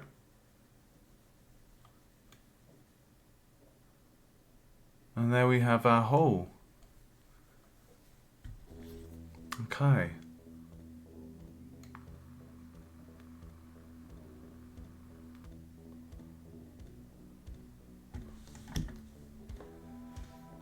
Right, so that is working. So you do difference. So difference, select the object. And then if I clicked apply.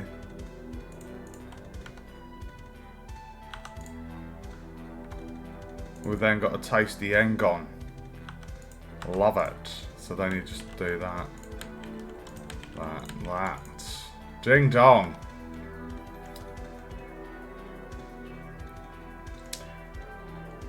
That little symbol, I love it. Little high five. Okay. Come on a second, guys. Right. What do I need to do? Right, so we know how to make our holes.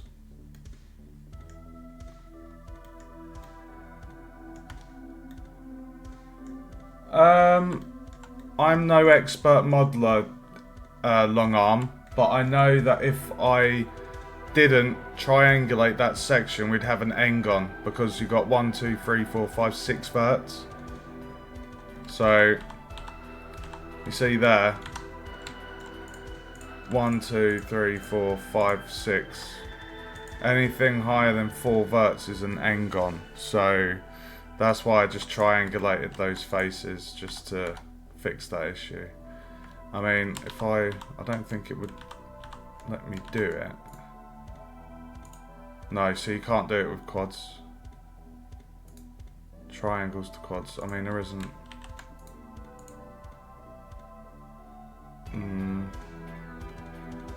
I mean, it's a little less there.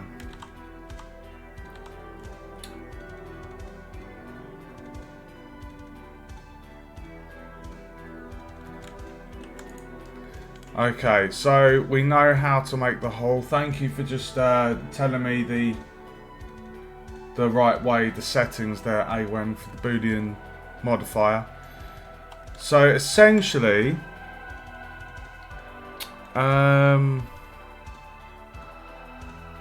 just trying to think the best way to do this, because we've got loads of different sections here. The artists are gonna have to make the back pieces for that.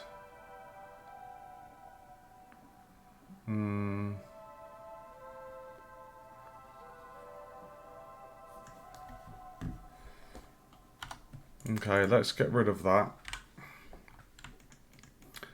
Right, so it's 45,000. If I just go in there.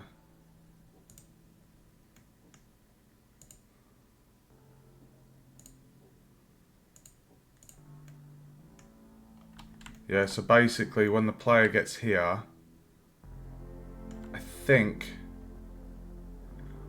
that's going to be enough of a space. So the player climbs over here, kills the general guy.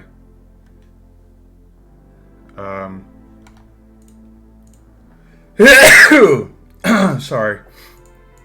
I think I'm just going to add one more. Just because you have to think where the camera can see. So where the player's moving and we've got the camera tracking them, if we've not modelled anything over here and then the player moves and the camera pans over and it goes into nothingness, that's not good. Right. Guys, this is the moment of truth. this is where we're going to model the landscape. So we've got the block out. So if I put the level design in the block out and the player ref as well, I'll leave my cookie cutter because we like a cookie cutter. What I'll do is I'll just put that at 0, 0.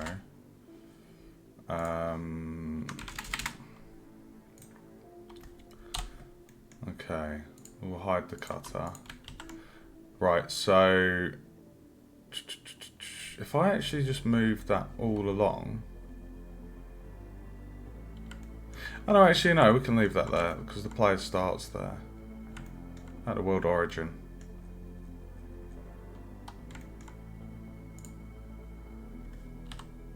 Oh, it's actually a bit longer than thingy because we've got this section, but that's just off camera. That's not really. What I'll do is I'll just make let's make one more there. So then both ends. That one's got 2. So climb over 1, 2, 3, 4, 5, 6. 1, 2, 3, 4, 5, 6, 7. 1, 2, 3, 4, 5, 6, 7. Perfect. Identical both ends. Okay, so what bits am I going to model then? The trench bits I'm not modeling. So what I'm thinking is if I just create a plane, lay it on top of what I've modeled, and then bring the overlap down at the front.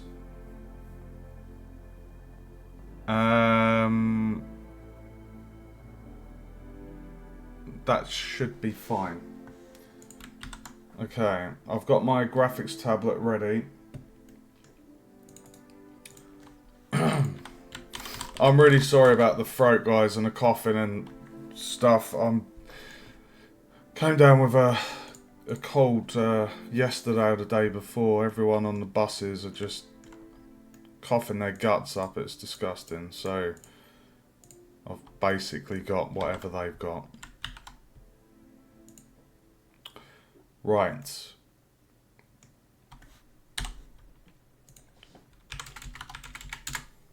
Plane 400 by 400.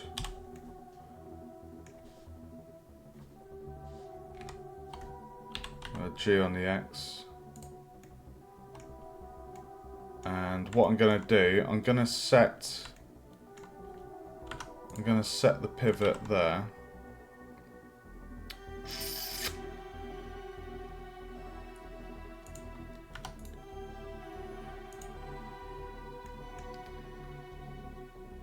Yeah, it's that time of year as well, you know.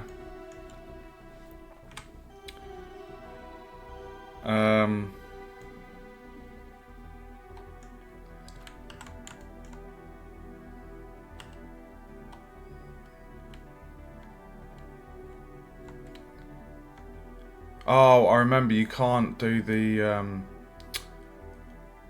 oh, you can't like hold control or shift to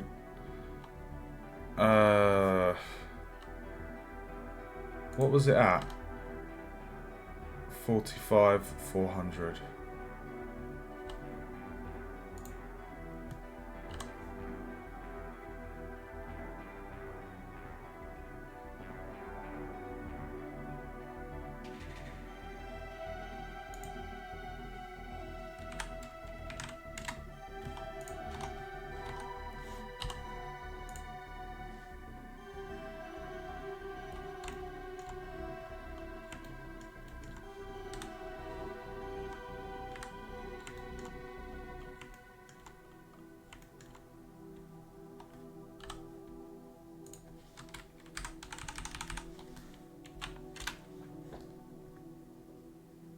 Uh, 4, 8, 12, 16, 2,400. So 2,400, so 2,000, that should be 8.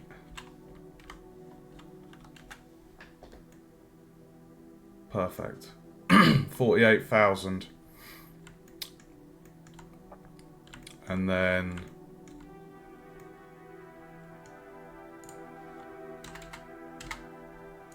okay, now this is the fun bit.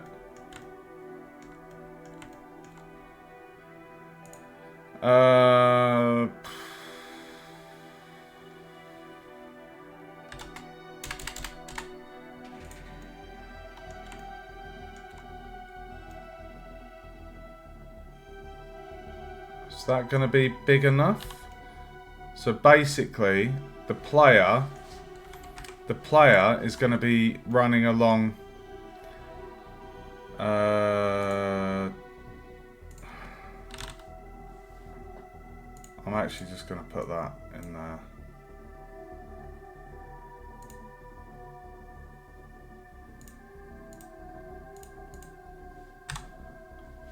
So the player is going to be going across there.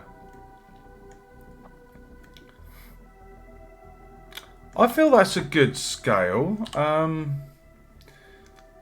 So the level is 48,000 length. The terrain can't what? I don't know what that comment's in regard to, Awen, sorry. Right, so 48,000 length, 20,000 back.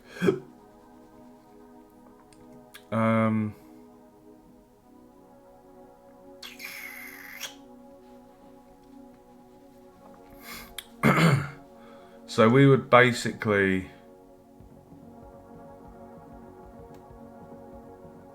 I mean, that feels big enough. Like, if we come all the way back here.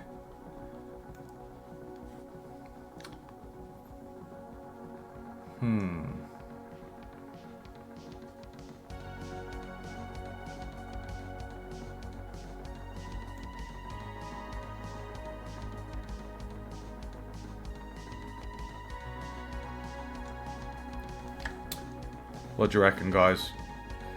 20,000 enough, or should I go a little bit higher?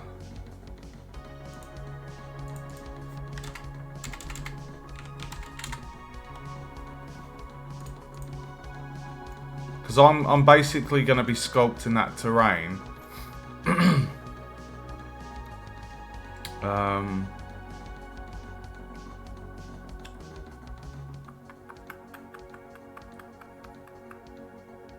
I mean, it wouldn't hurt to go a little bit further back.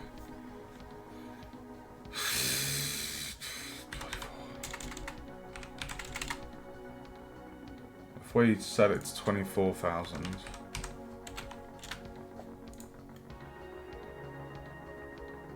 Oh, that's massive. Yeah, so basically the player's going to be playing here. And then what we'll have in the back, it will just look like we'll obviously have some fog as well, maybe.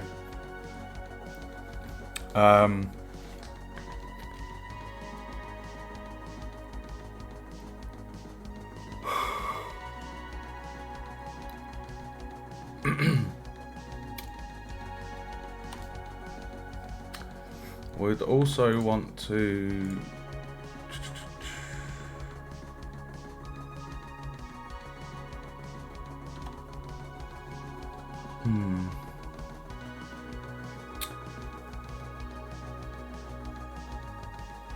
So I know that I can do the Boolean cuts at the point.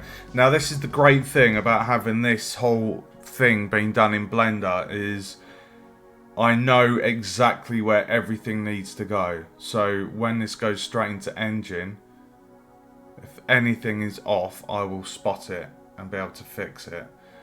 So if there's any modular pieces that need changing or repositioning, I can do the cut using the Boolean tool. We can do the cuts. We can fix things. Yeah. So 24,000. That's quite a big. That feels big enough. Considering this is the player, the camera's probably going to be maybe about there. So it does make me wonder if I need to make the terrain go back a little bit on the left, because where the perspective is,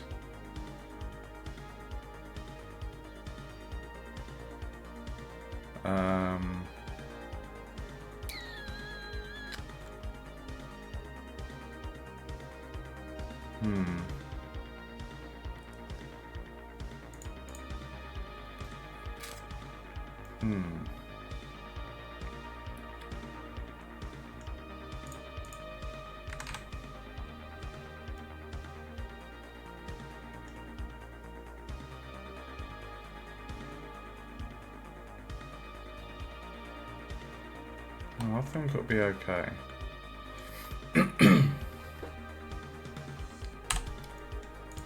Okay, so we got the terrain.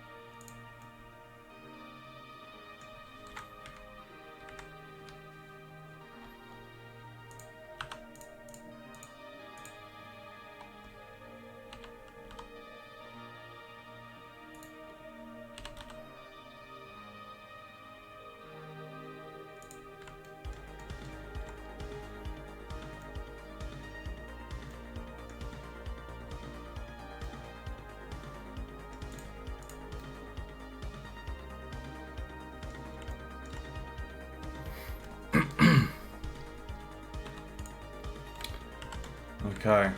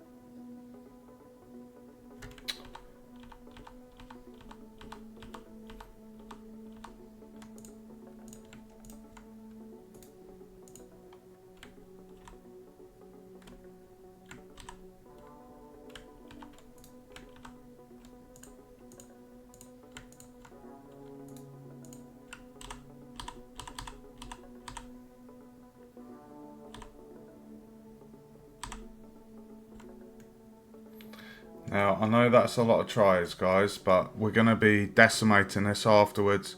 Just gives me enough detail there to play with. I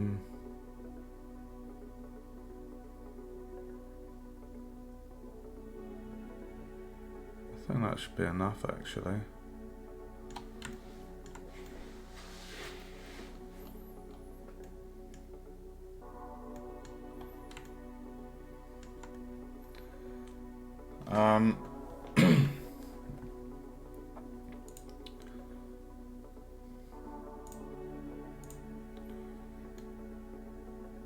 Okay.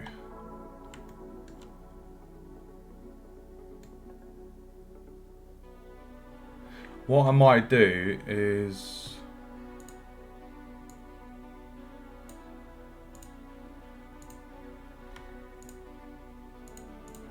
I'm just going to hide that.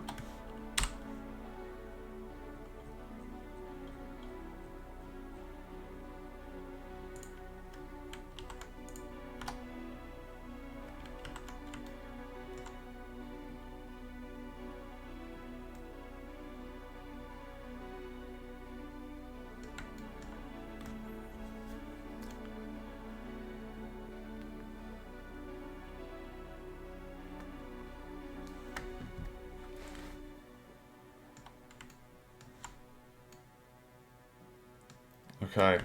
I'm nervous. Right. The glove is going on, guys. The glove. What's the glove, you ask? It is the XP Pen black 2-finger socket glove. And you wear it so when your hand's resting on the graphics tablet, you don't scratch it.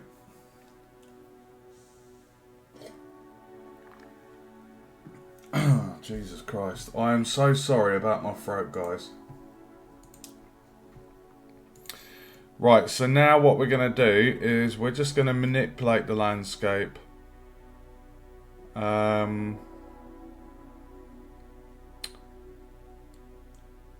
I'm thinking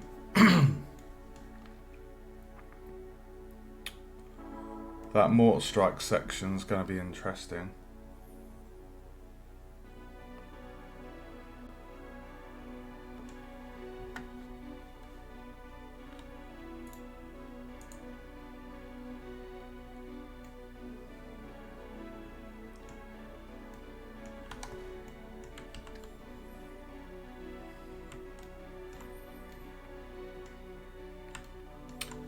Let's go do another quick picture for the group.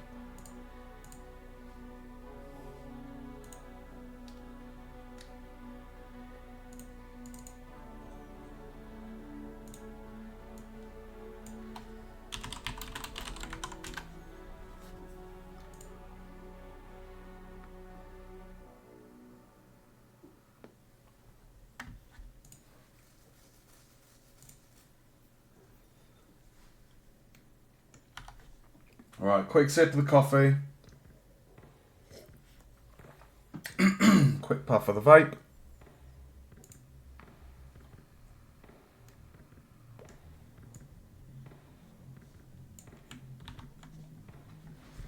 Okay.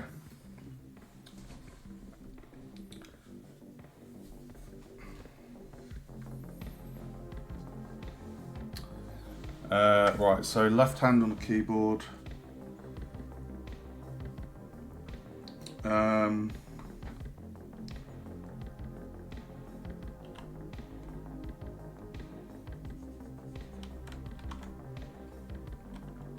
Why does that look like a weird... What's going on there?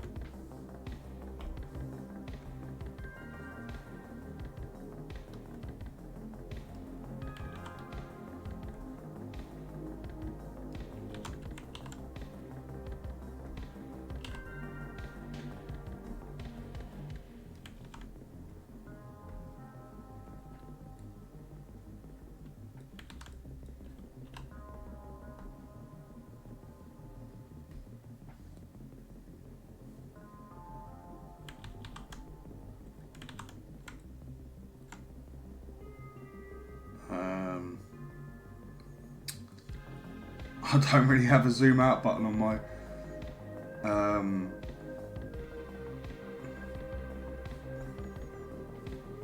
Why is that such a weird shape? Why is that so elongated? What's going on there? Can you see that?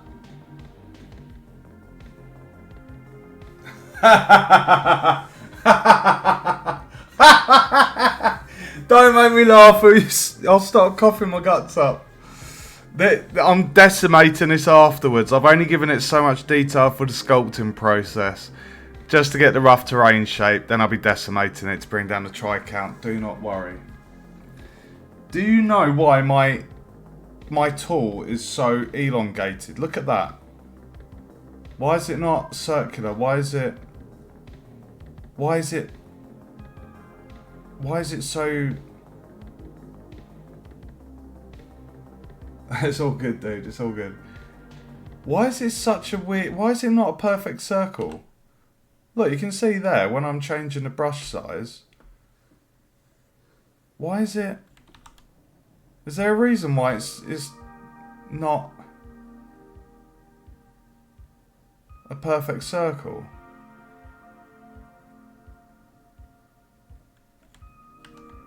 Any ideas?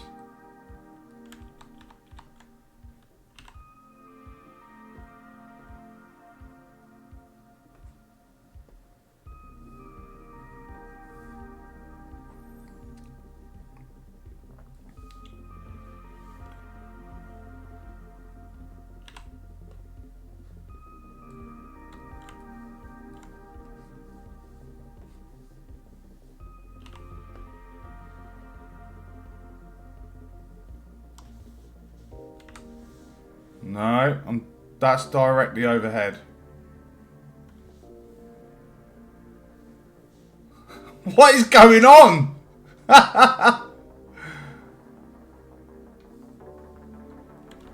Very strange.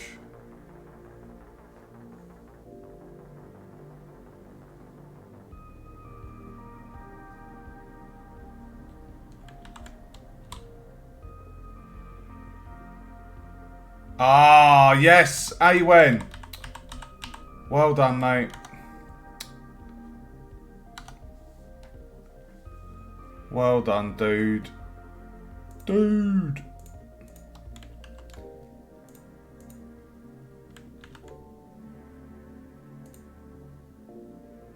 The man, the myth, the legend.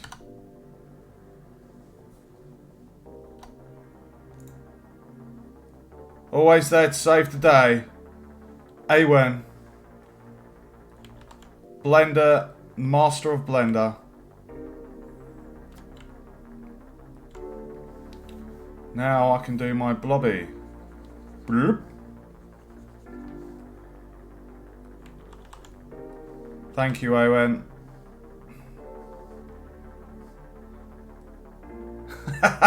I know.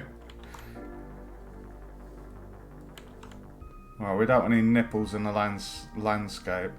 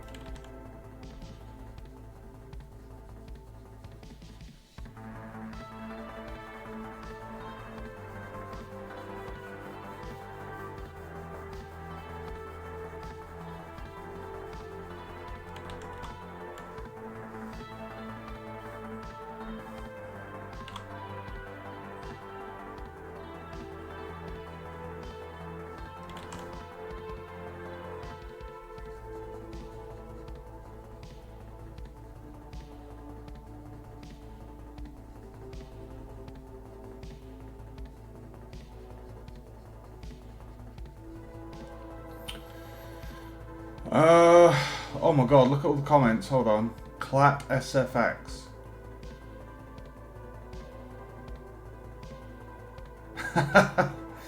Yeah.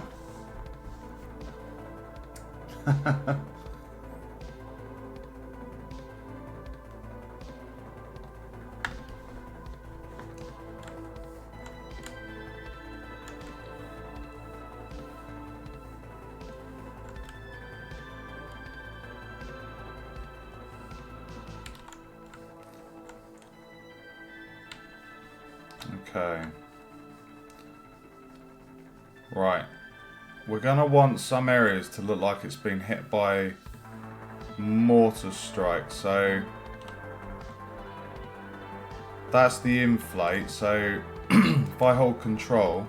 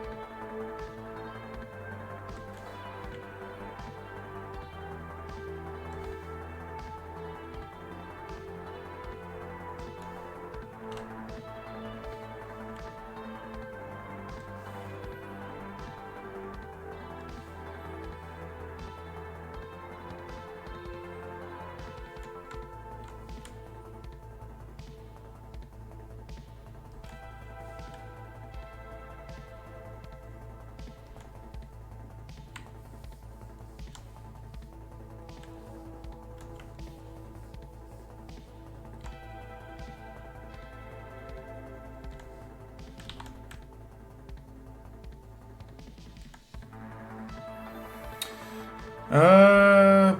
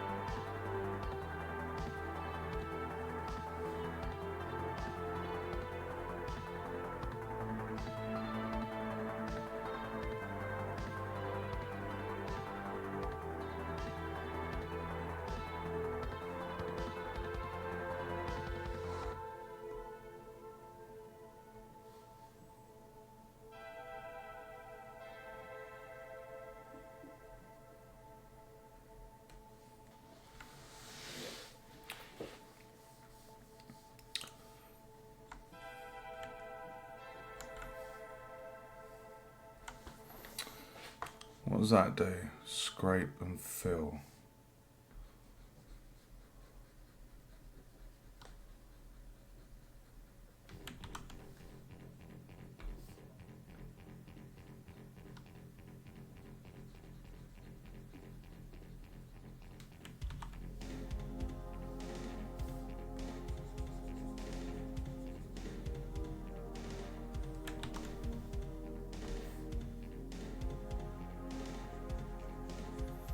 That's a horrible tool, that one.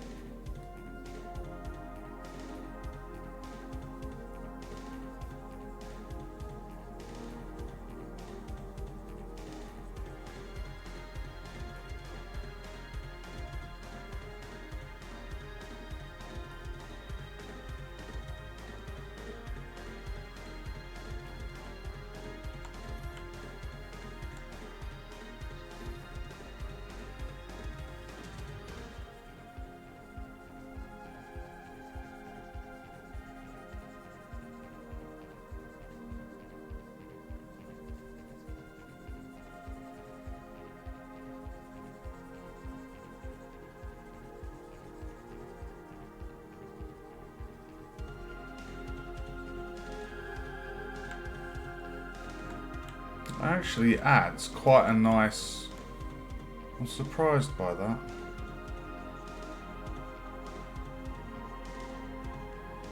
It adds a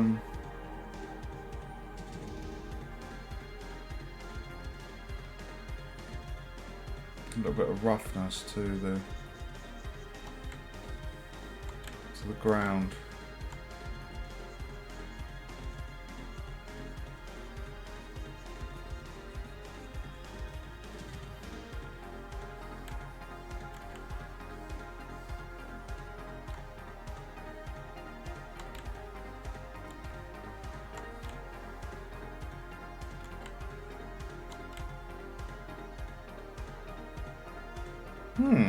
Interesting.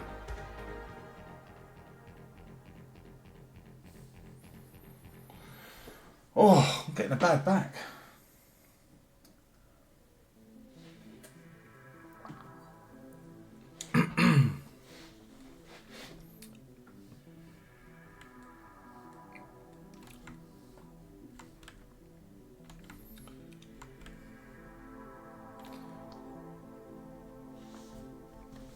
Okay.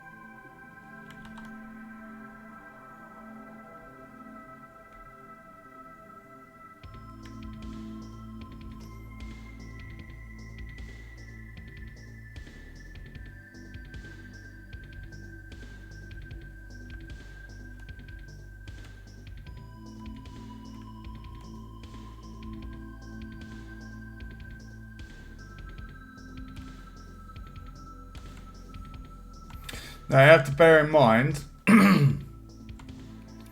that we're going to have scenery and props and stuff in this background as well. But I think for...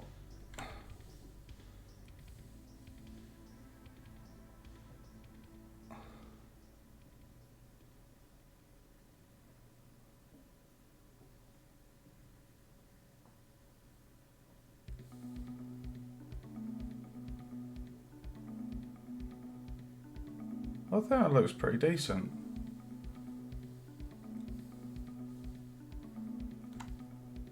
Right, now the next thing.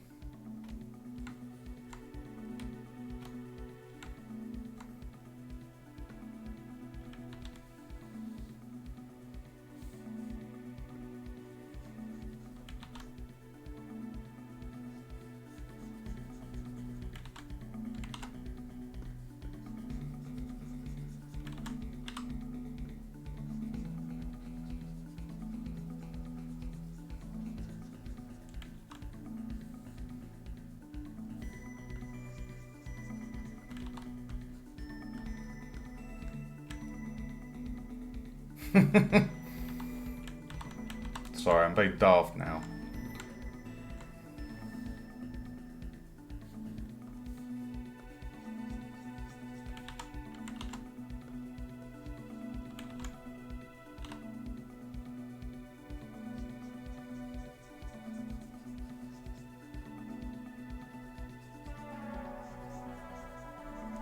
Wait, what was the...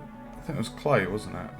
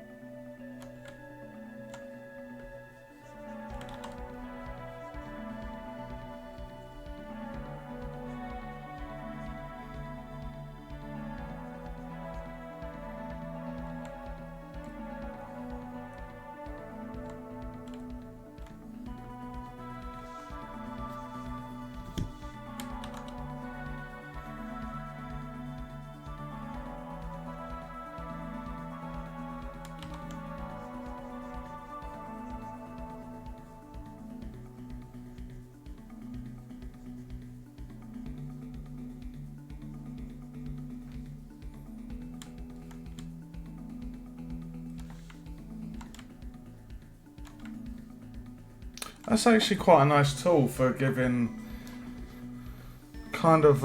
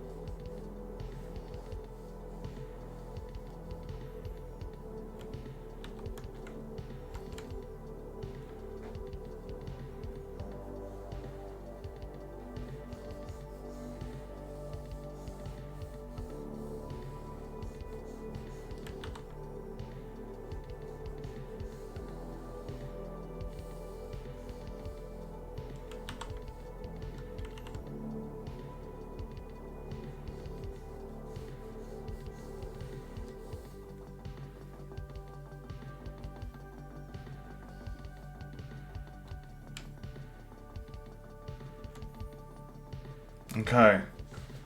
I think I'm happy to see how this looks with right, I'm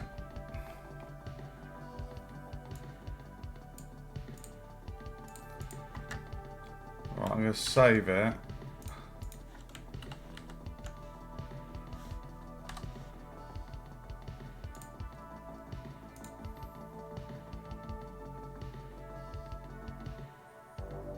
I'm nervous. Right, so at the moment it's 1,048,000 tries. We're going to see how it looks decimated. Decimated! Uh-oh.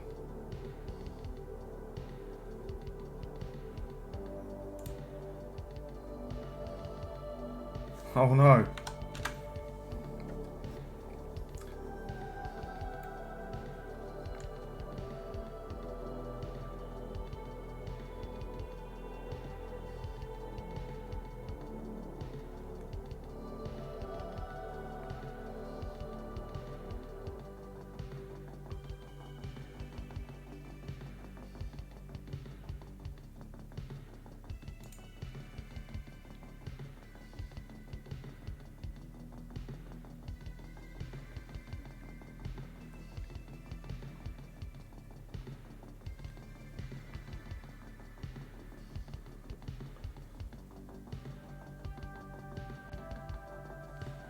No, don't tell me I've frozen Blender. Right, I'm not touching anything.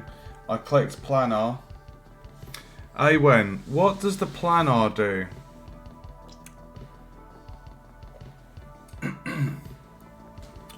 Is there any benefit to the planar? I'm just going to boil the kettle.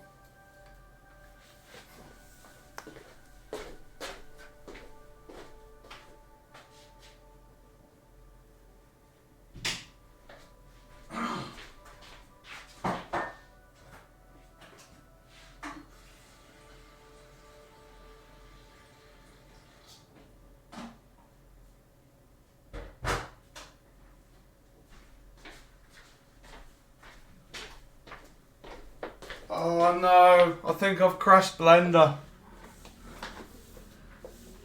Can you guys still hear me?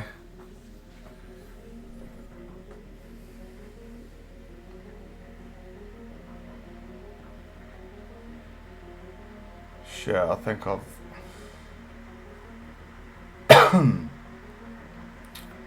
I'm pretty sure I did save it. If I click again, Blender's gonna crash.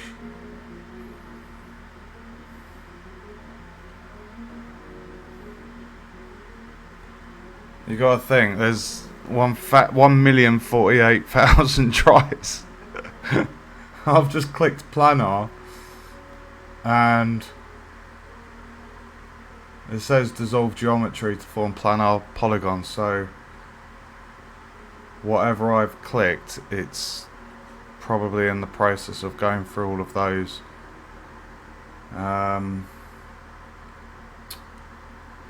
Maybe I shouldn't have clicked that.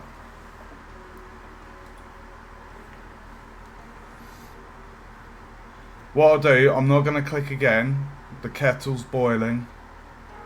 We're going to be patient, and if it's still not doing anything, then we'll close Blender, we'll reopen it, and hopefully it should remember the backup I made of that terrain.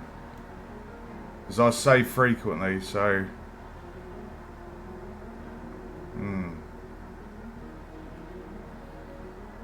we shall see. Welcome to the stream, guys. See, we've got some new people in.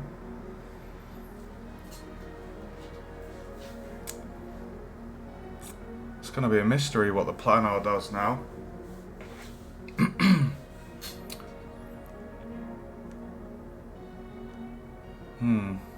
That's a lot of tries, though. Right, be right back.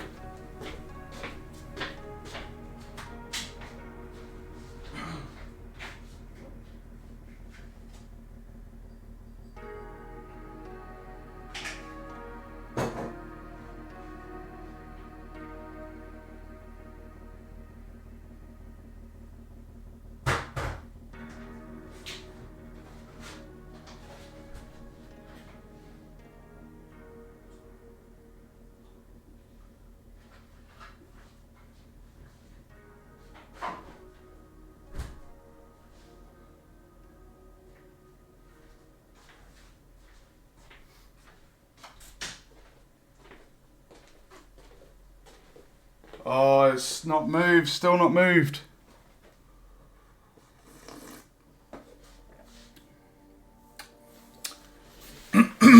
Okay.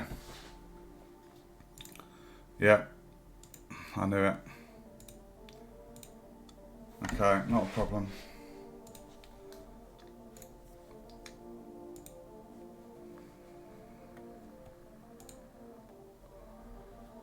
Okay, good. It looks like it's remembered the bit where I did the that scraping, and if I go into backup,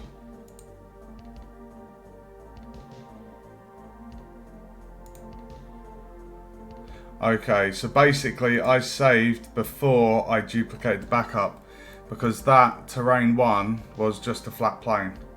So what we'll do is not click the bloody planar. So we're going to copy.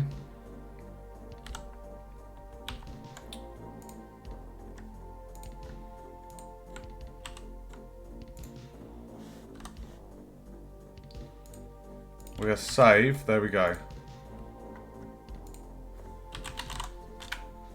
Do not click planar. Jesus Christ. Planar will crash Blender. Right, so it's 1,048,000.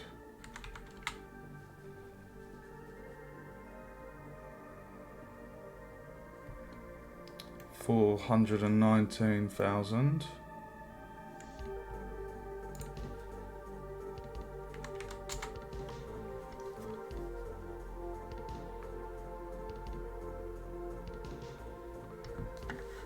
$104.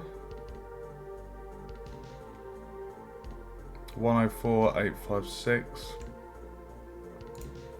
So we're gonna go.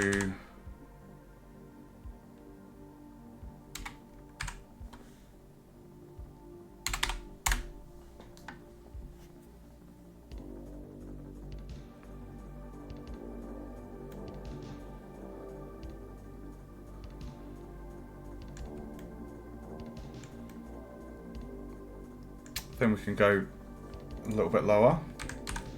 So I'm just doing it in increments here. Getting a try count down, just making sure it doesn't go too crazy.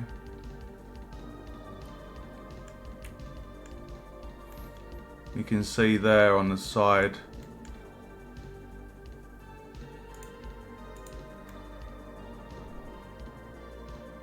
You see we're getting that kind of subterranean rocky face there.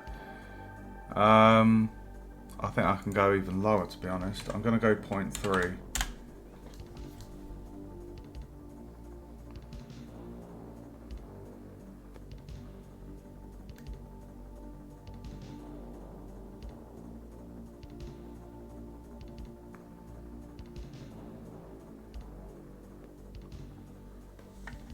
Alright, let's go 0.2.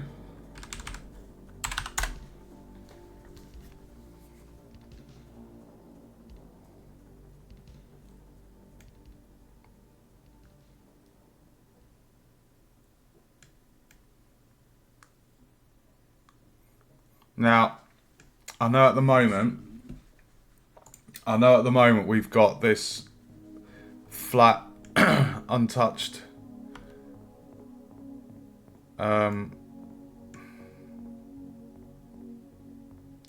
untouched section, but the trenches, you can see where we've got the trenches, they're going to potentially cut back into this terrain. So it's fine that we've got this flat piece that doesn't really conflict with this too much. So that's all good.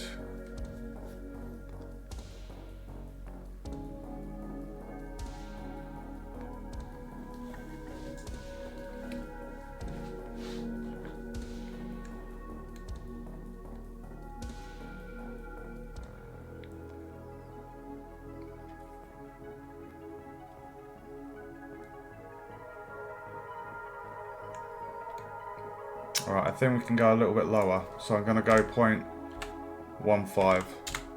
So it's 29,000 tries at the minute.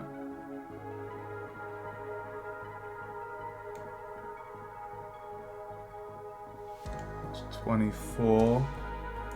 Okay, we're going to go to point 12.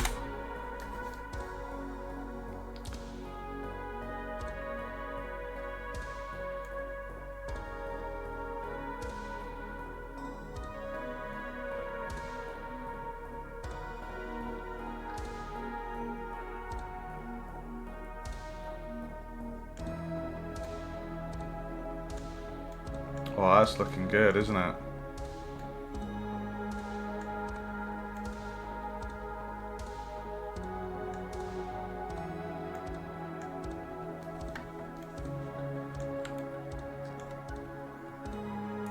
I'm going to go to point 1, just see. So it's 21,000.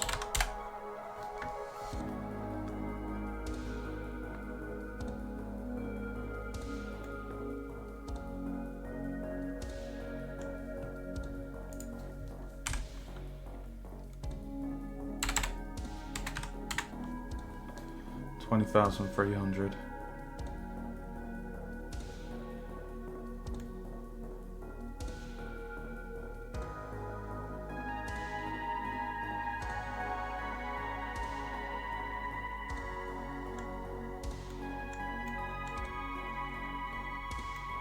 For the whole landscape of the level,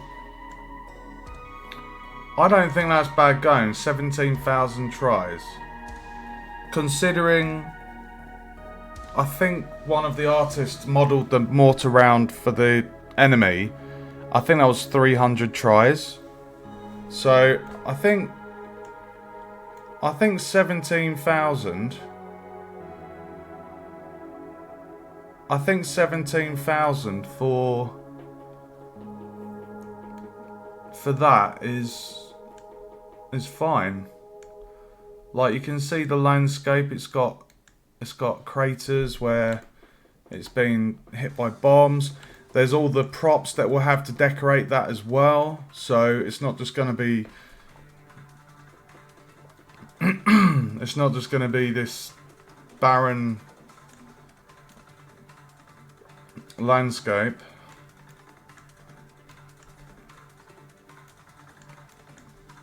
And then,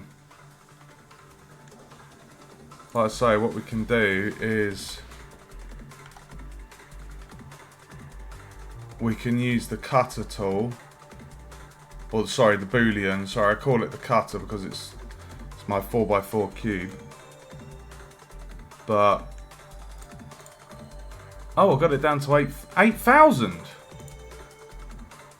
Oh shit! It's actually 8,000 tries. I mean, that's really good. And you can see the front faces here for the ground.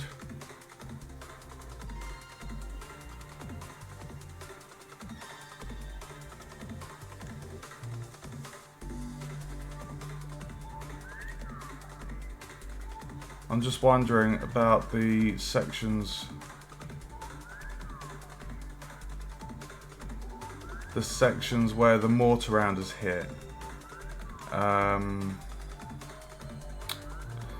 What we can do, so 0 point, I'm just going to jot that down.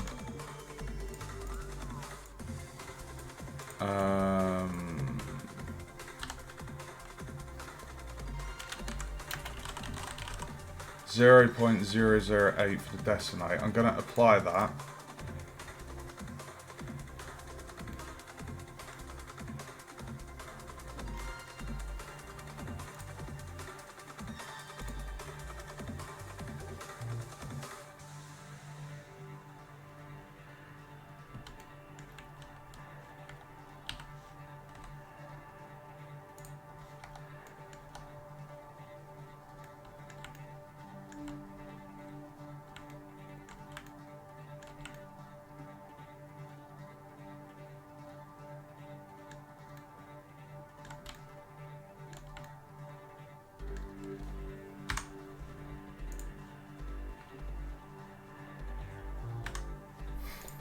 I'm just going to post that to the group.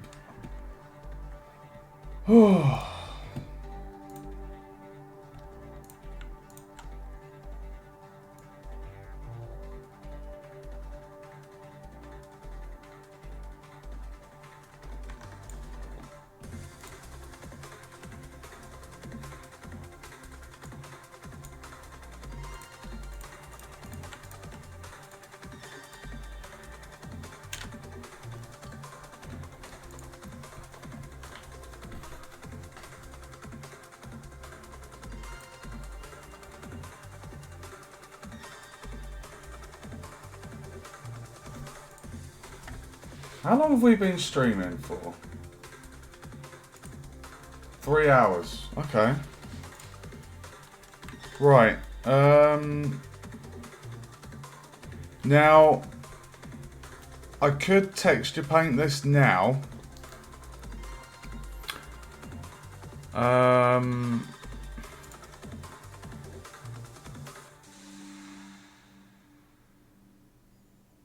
How many mortar rounds do we have? We've got 3 sections where the mortar hits.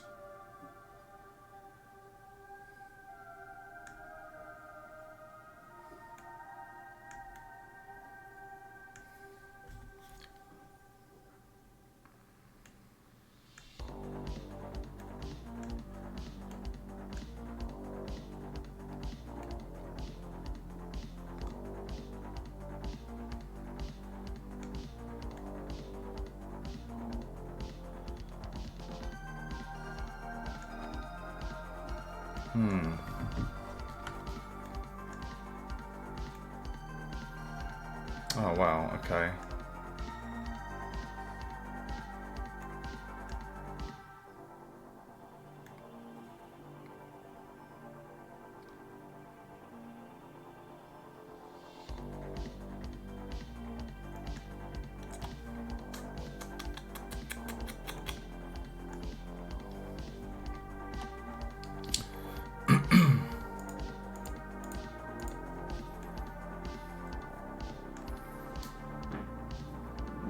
I'm just wondering,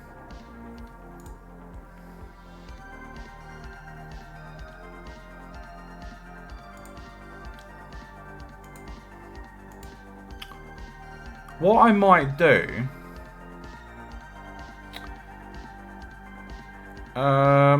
there's only 3 sections where there's a mortar area that pounds the player.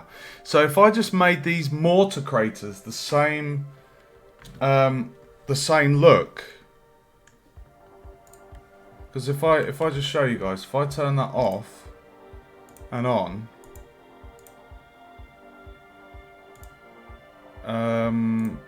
they're 4x2, no, 4x8 size. So each block is 4x4.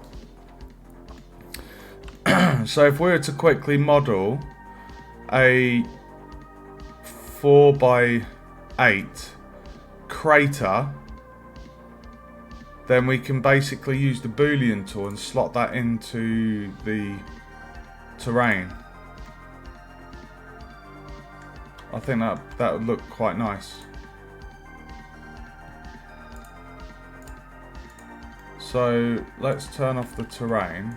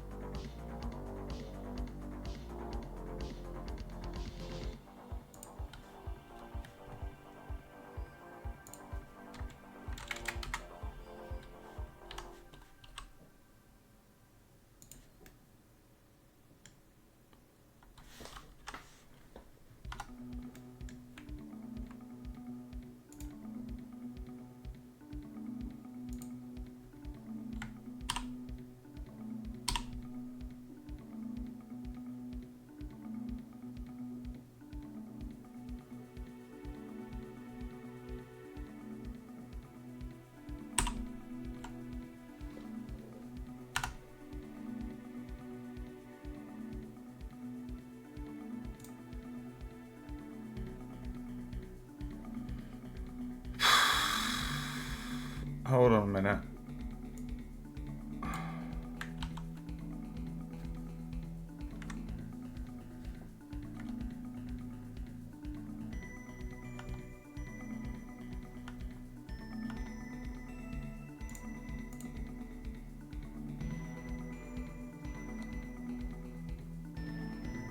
Where's...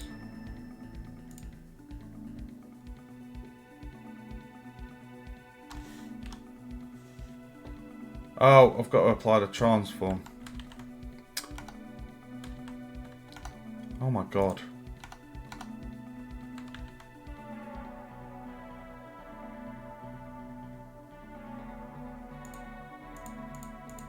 Hold on.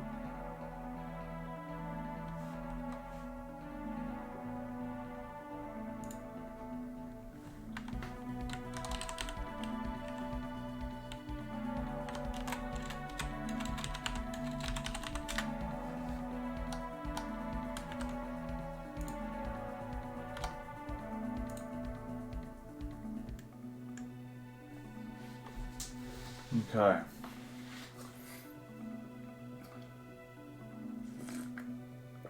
Don't be shy, guys. Feel free to drop a comment.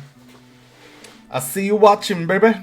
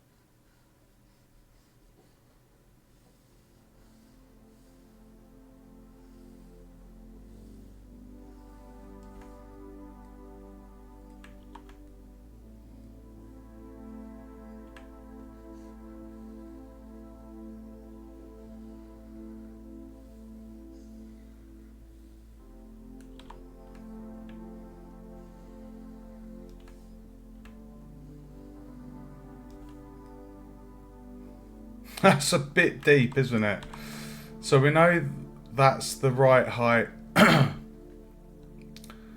the player. We just want to...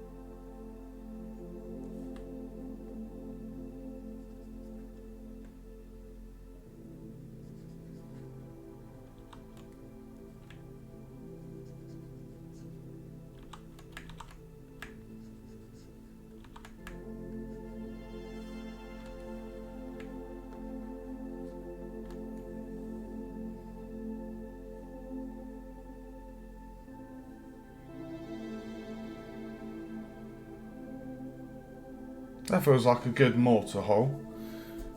Right, I'm just going to move the graphics tablet over. So I've got more room for the mouse. Sorry about the throat, guys, I do have a cold. Okay.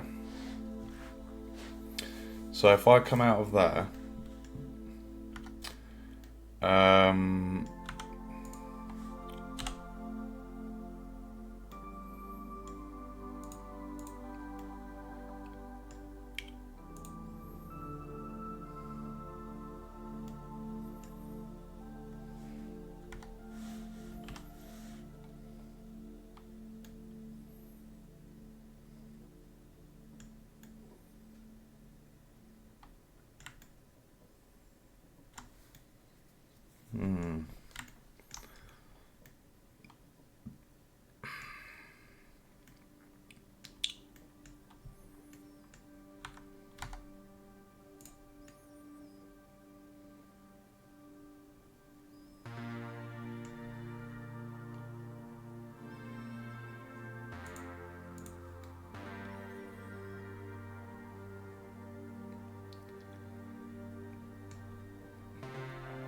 right, so what we need to do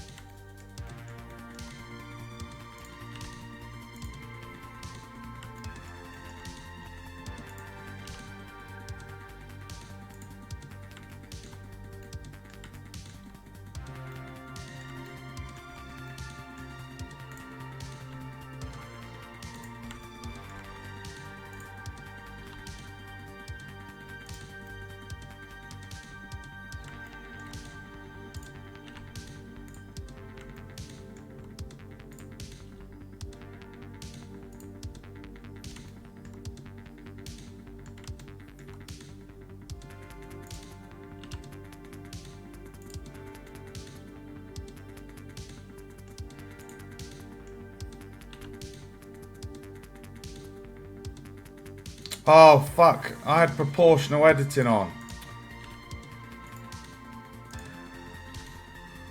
Oh.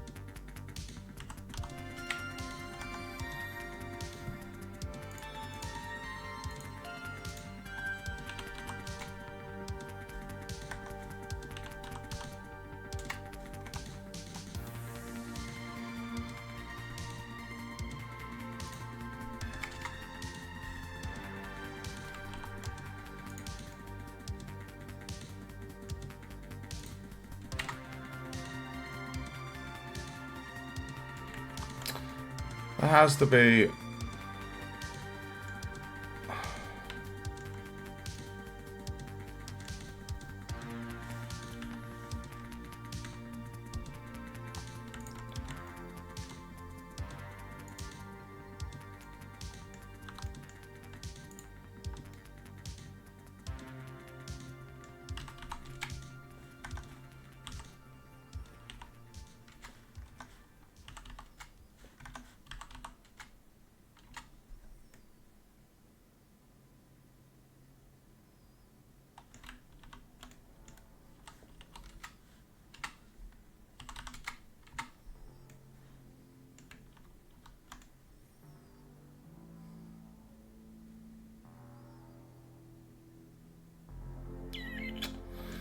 let's apply.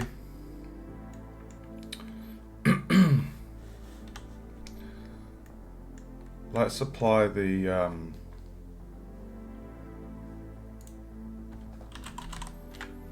decimate.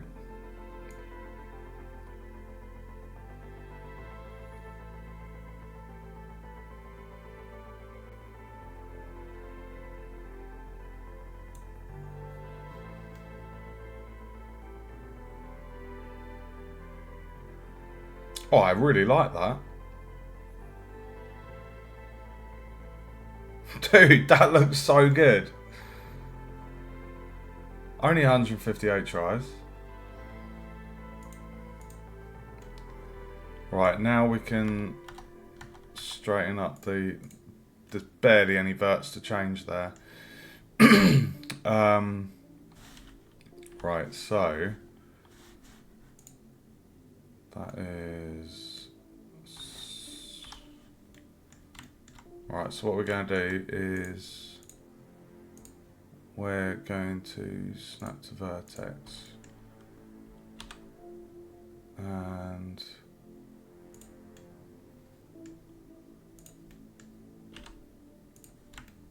just going to make sure that all of these are where they need to be.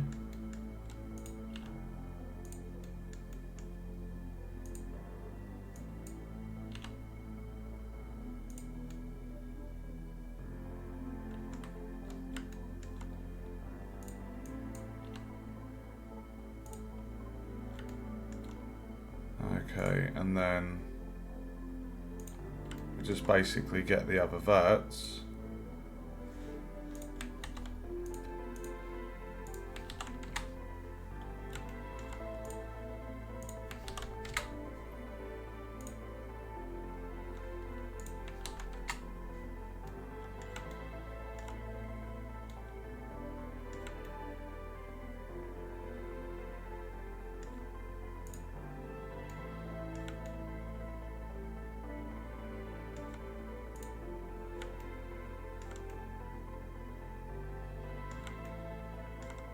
Hold on, is there one there?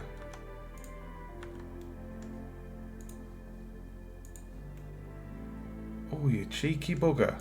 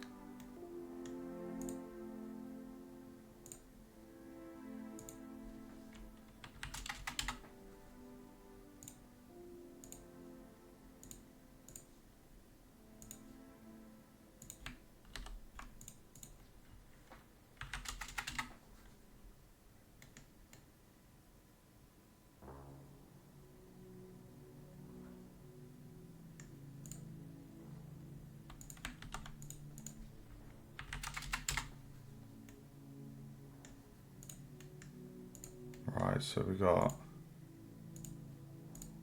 9200.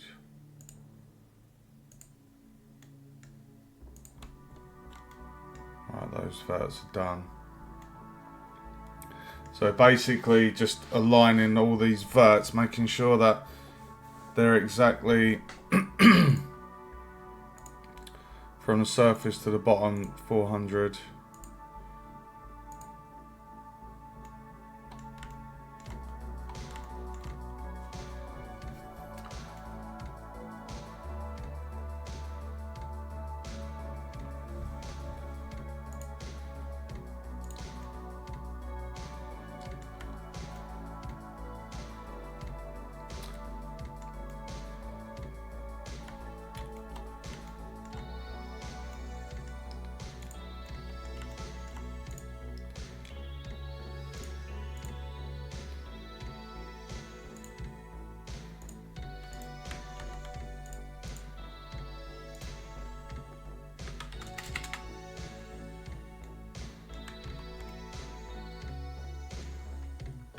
Ugh!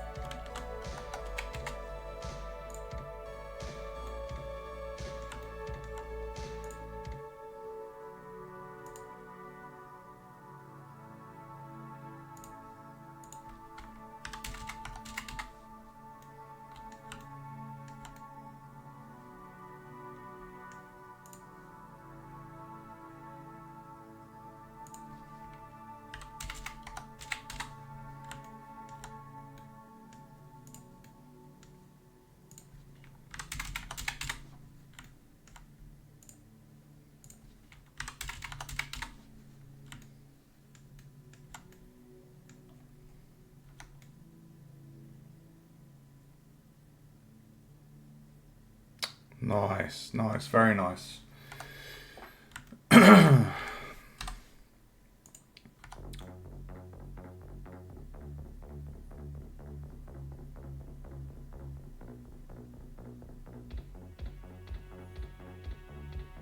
Okay.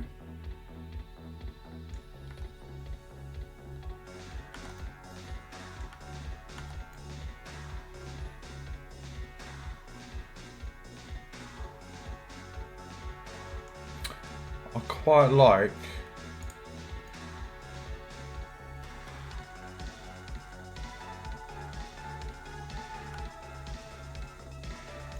what I might do actually.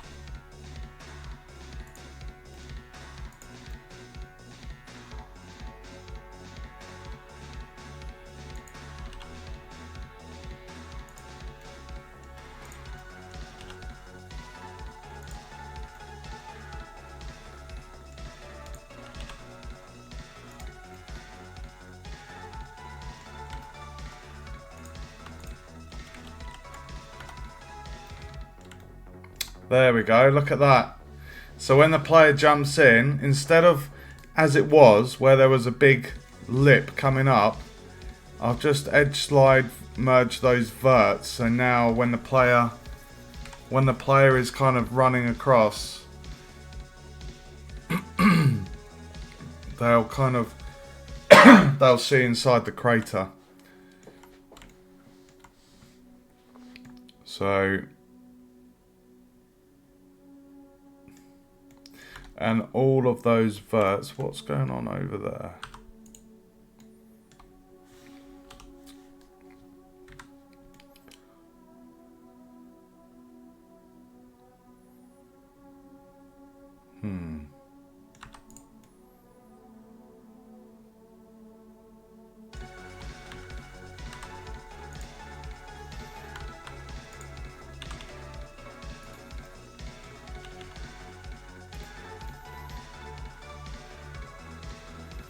I'm just thinking actually as well.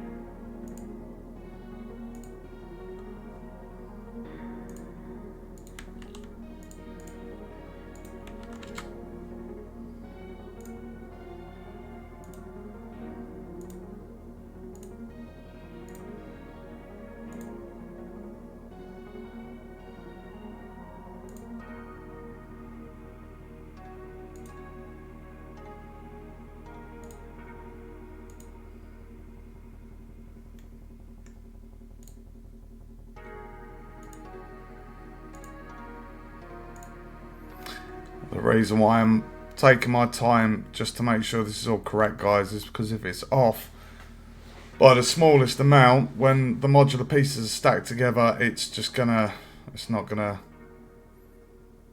merge. It's not gonna blend.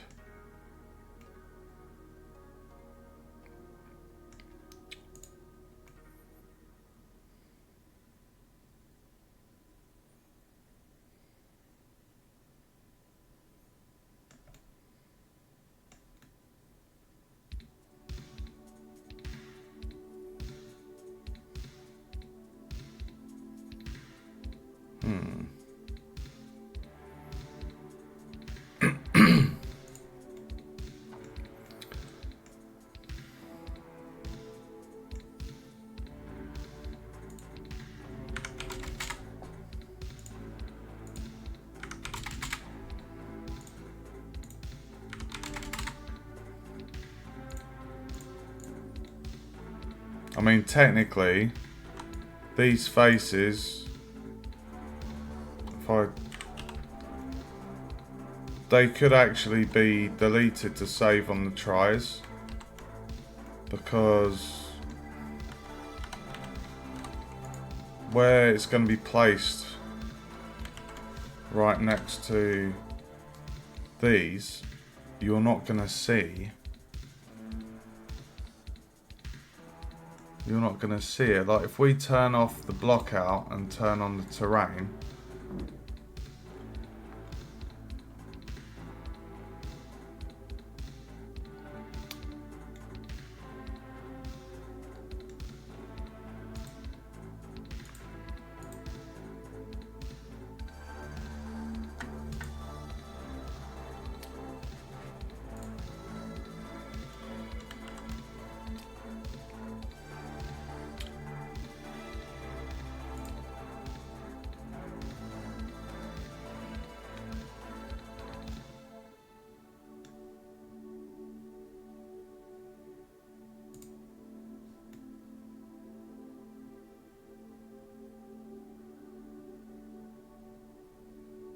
because it is going to be part of the thing. So if I just save that,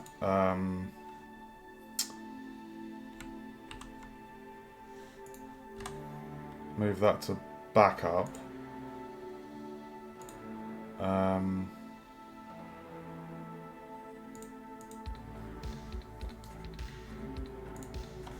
So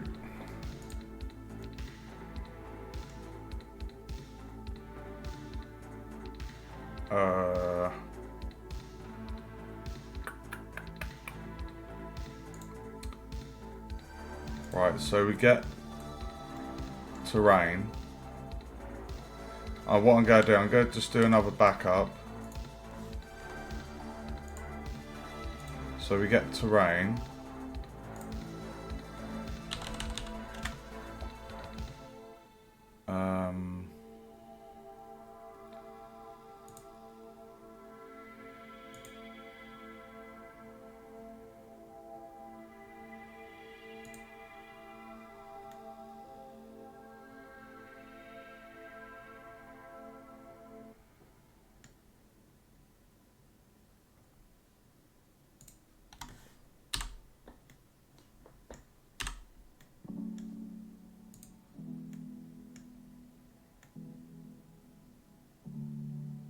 Huh.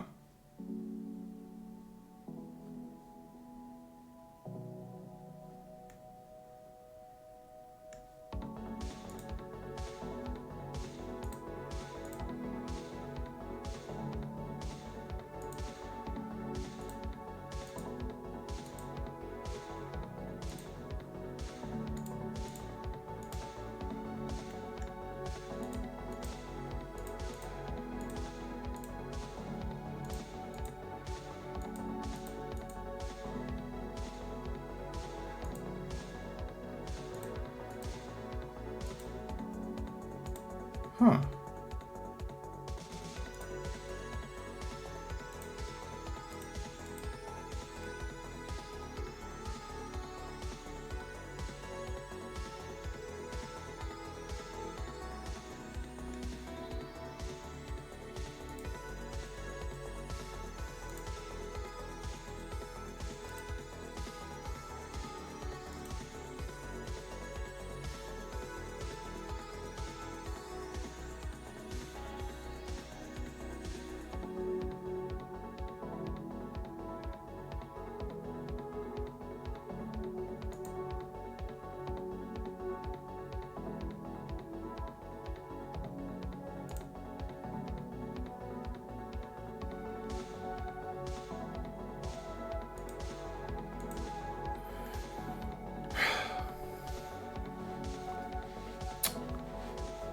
I thought that would cut a hole.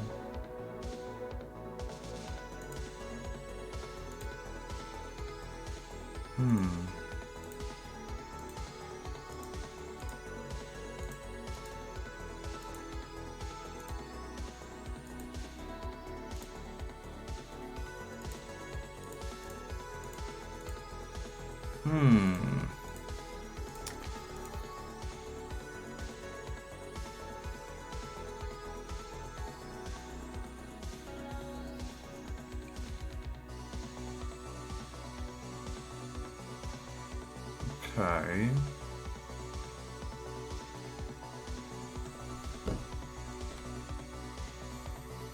I mean, that is one weird ass triangle, so I'm wondering maybe if we just made like a,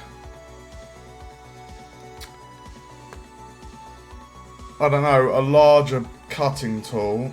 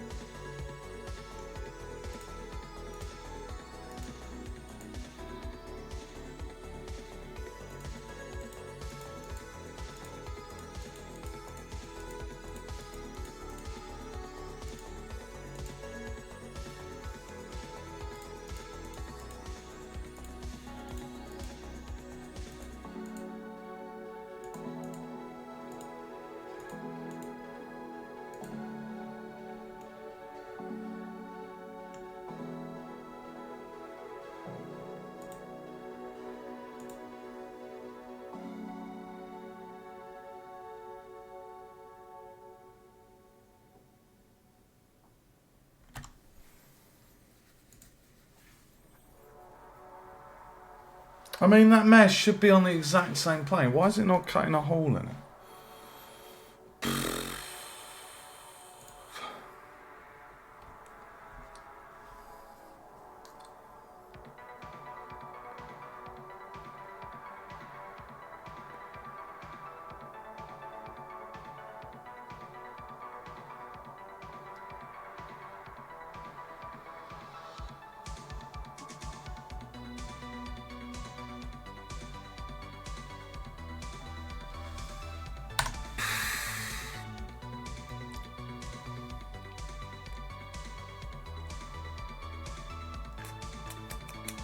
Right.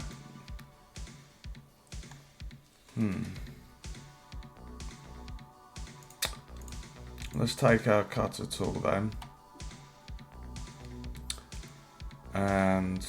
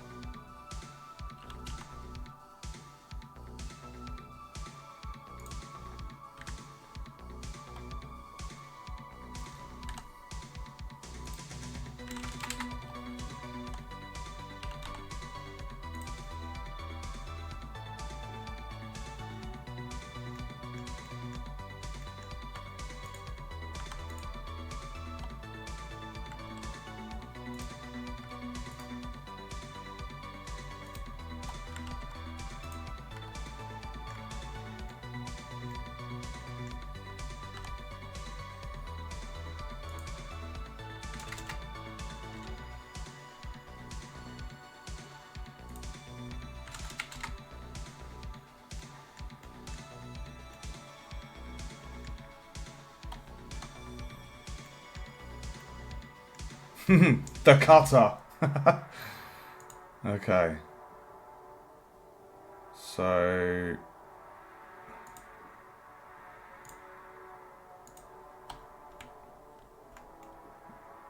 we're going to get the terrain, add the boolean.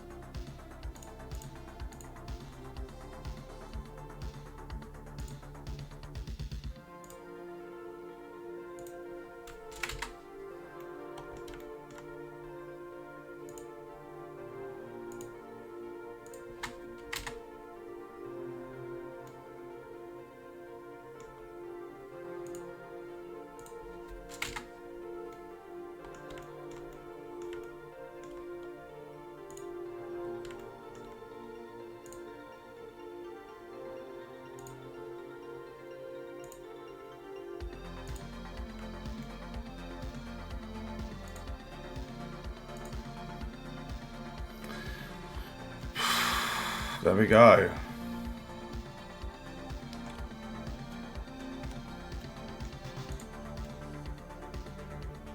Now the reason we're getting that Z fight in is because of those blocks.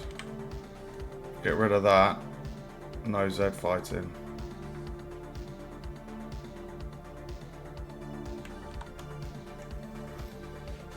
There we have it.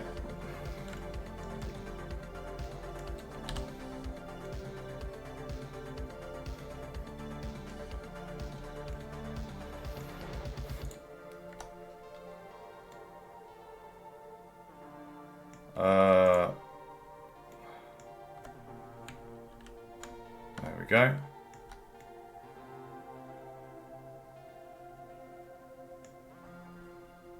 So only got 2 more mortar ones to fit in. But yeah, that's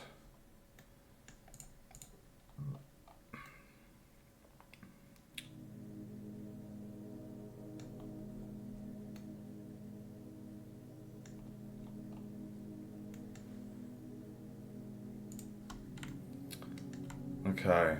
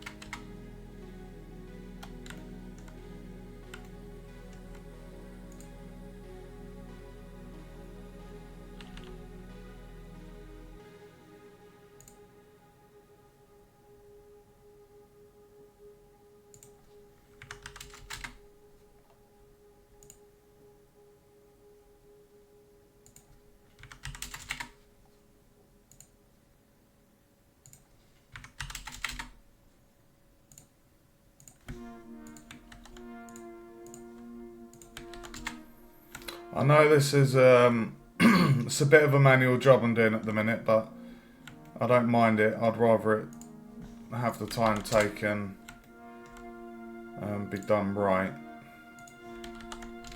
than any problems.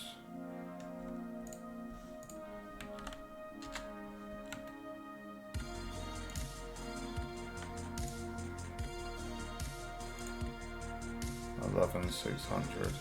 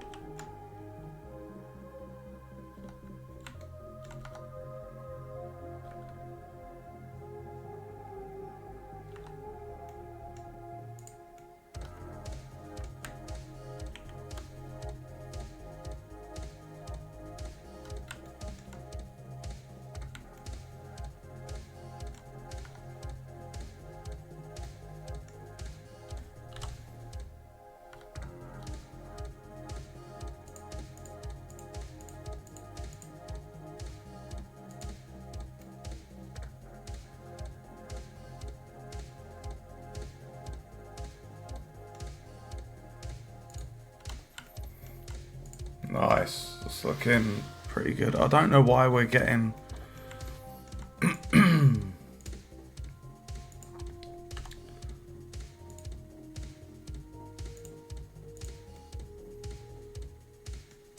don't know why we're getting that.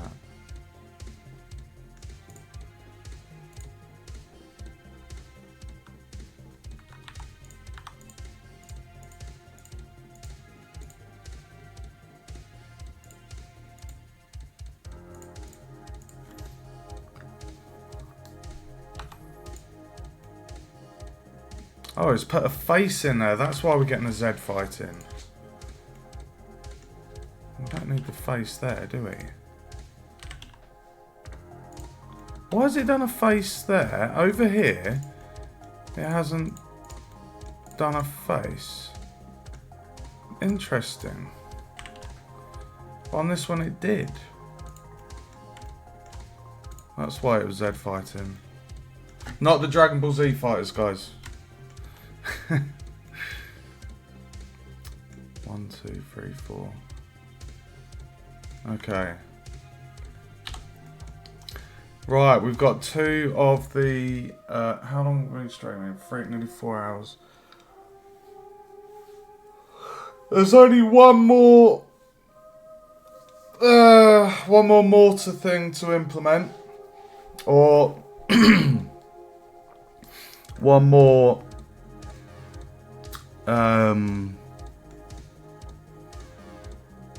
mortar what's it to place in there. I'm pretty happy with how it looks though. I think it looks pretty awesome.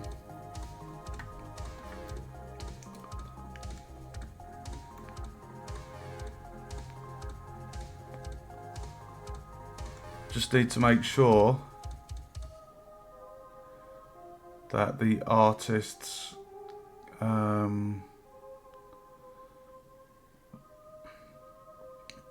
create the pieces we need, because what I could do, the pieces where the terrain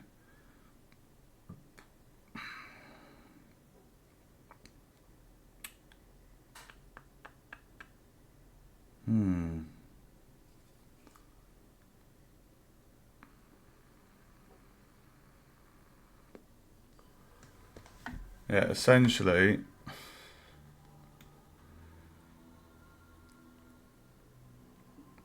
I can kind of get these verts and pull them to the bits we need.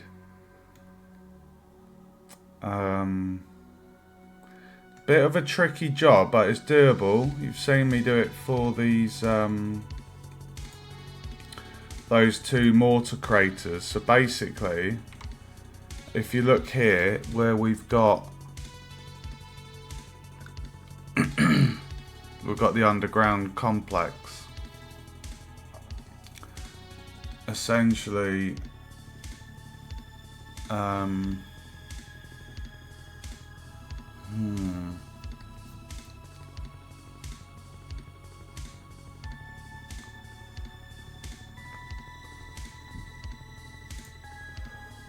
1 second.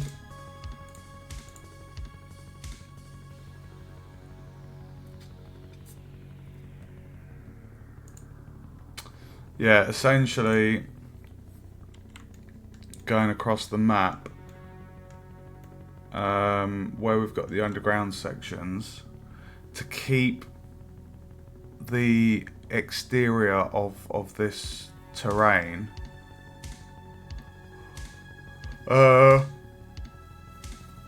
basically get the artist's piece and use the boolean to cut it out.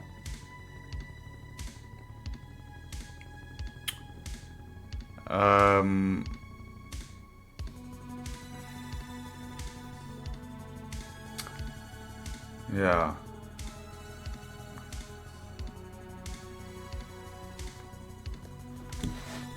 It's a tricky job, guys, but we can do it.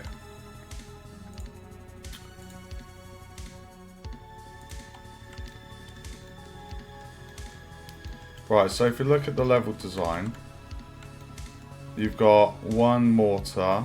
Well, that's not going to affect this. You got one mortar, two mortar, three mortar. So what we're doing is we're going to take this over here, G to the X,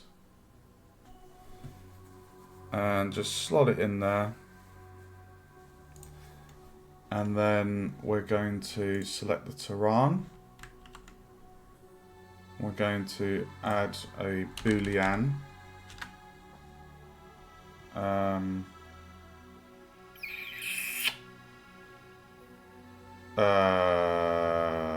Select the cutter.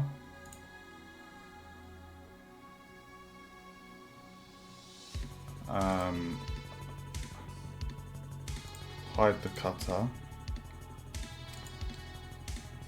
Apply. And then we're going to get the mortar block.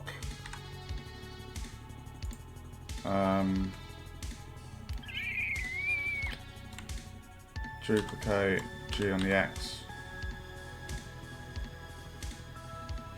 Slot that in there. Z fighting as expected. So we're going to select the Tehran.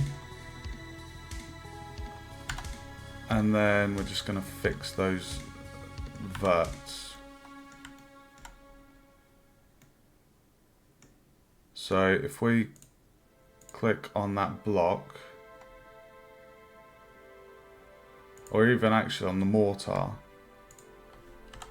you can see that's 38,400. So we'll copy that, and it's Y minus 200.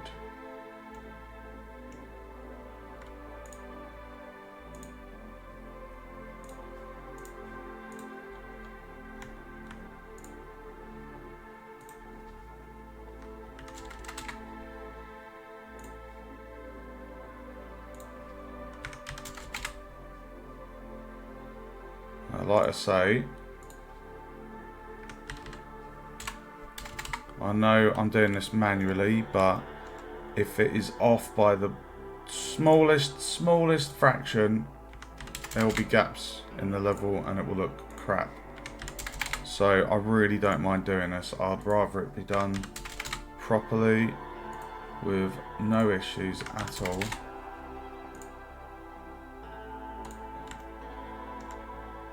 And I'll be a happy little bunny.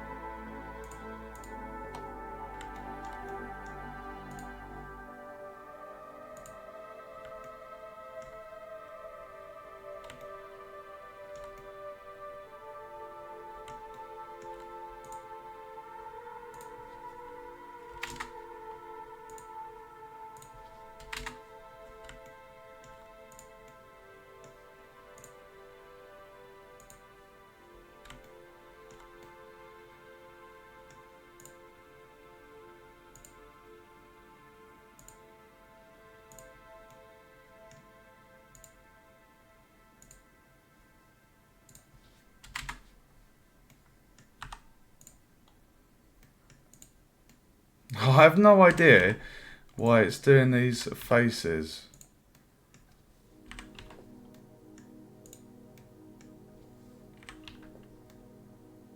No idea.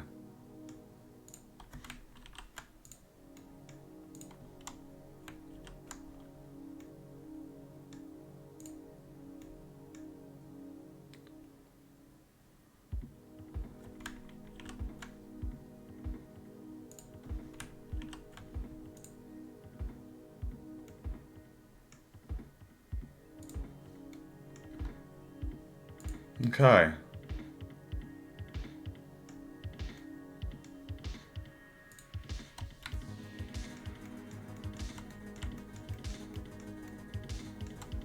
Right.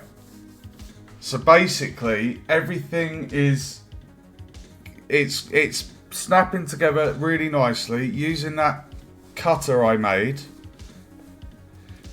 That basically makes the cut in the landscape I've modelled, and we put in the modular pieces that will connect in there.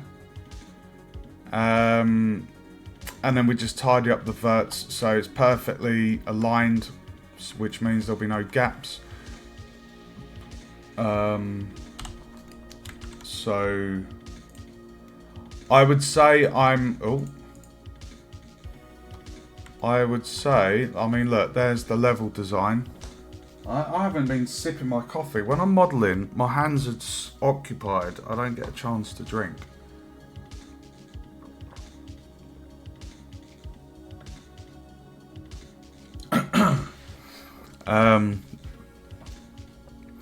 But yeah, I mean, there's the level design, and it's all to scale. It's about the same length as the medieval level in the game that we've made. So the bunkers are in. Sorry, the mortar shelling areas are in. As for the trenches,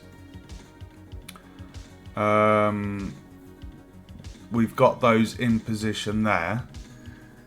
I just need to check the assets from the artists to see what shapes they've got, because what we want is we want these trenches to kind of maybe go back 1200. So we've got a little bit of depth, so it looks like the trenches go off into the distance. I think that's quite nice. As for this underground section, where we've got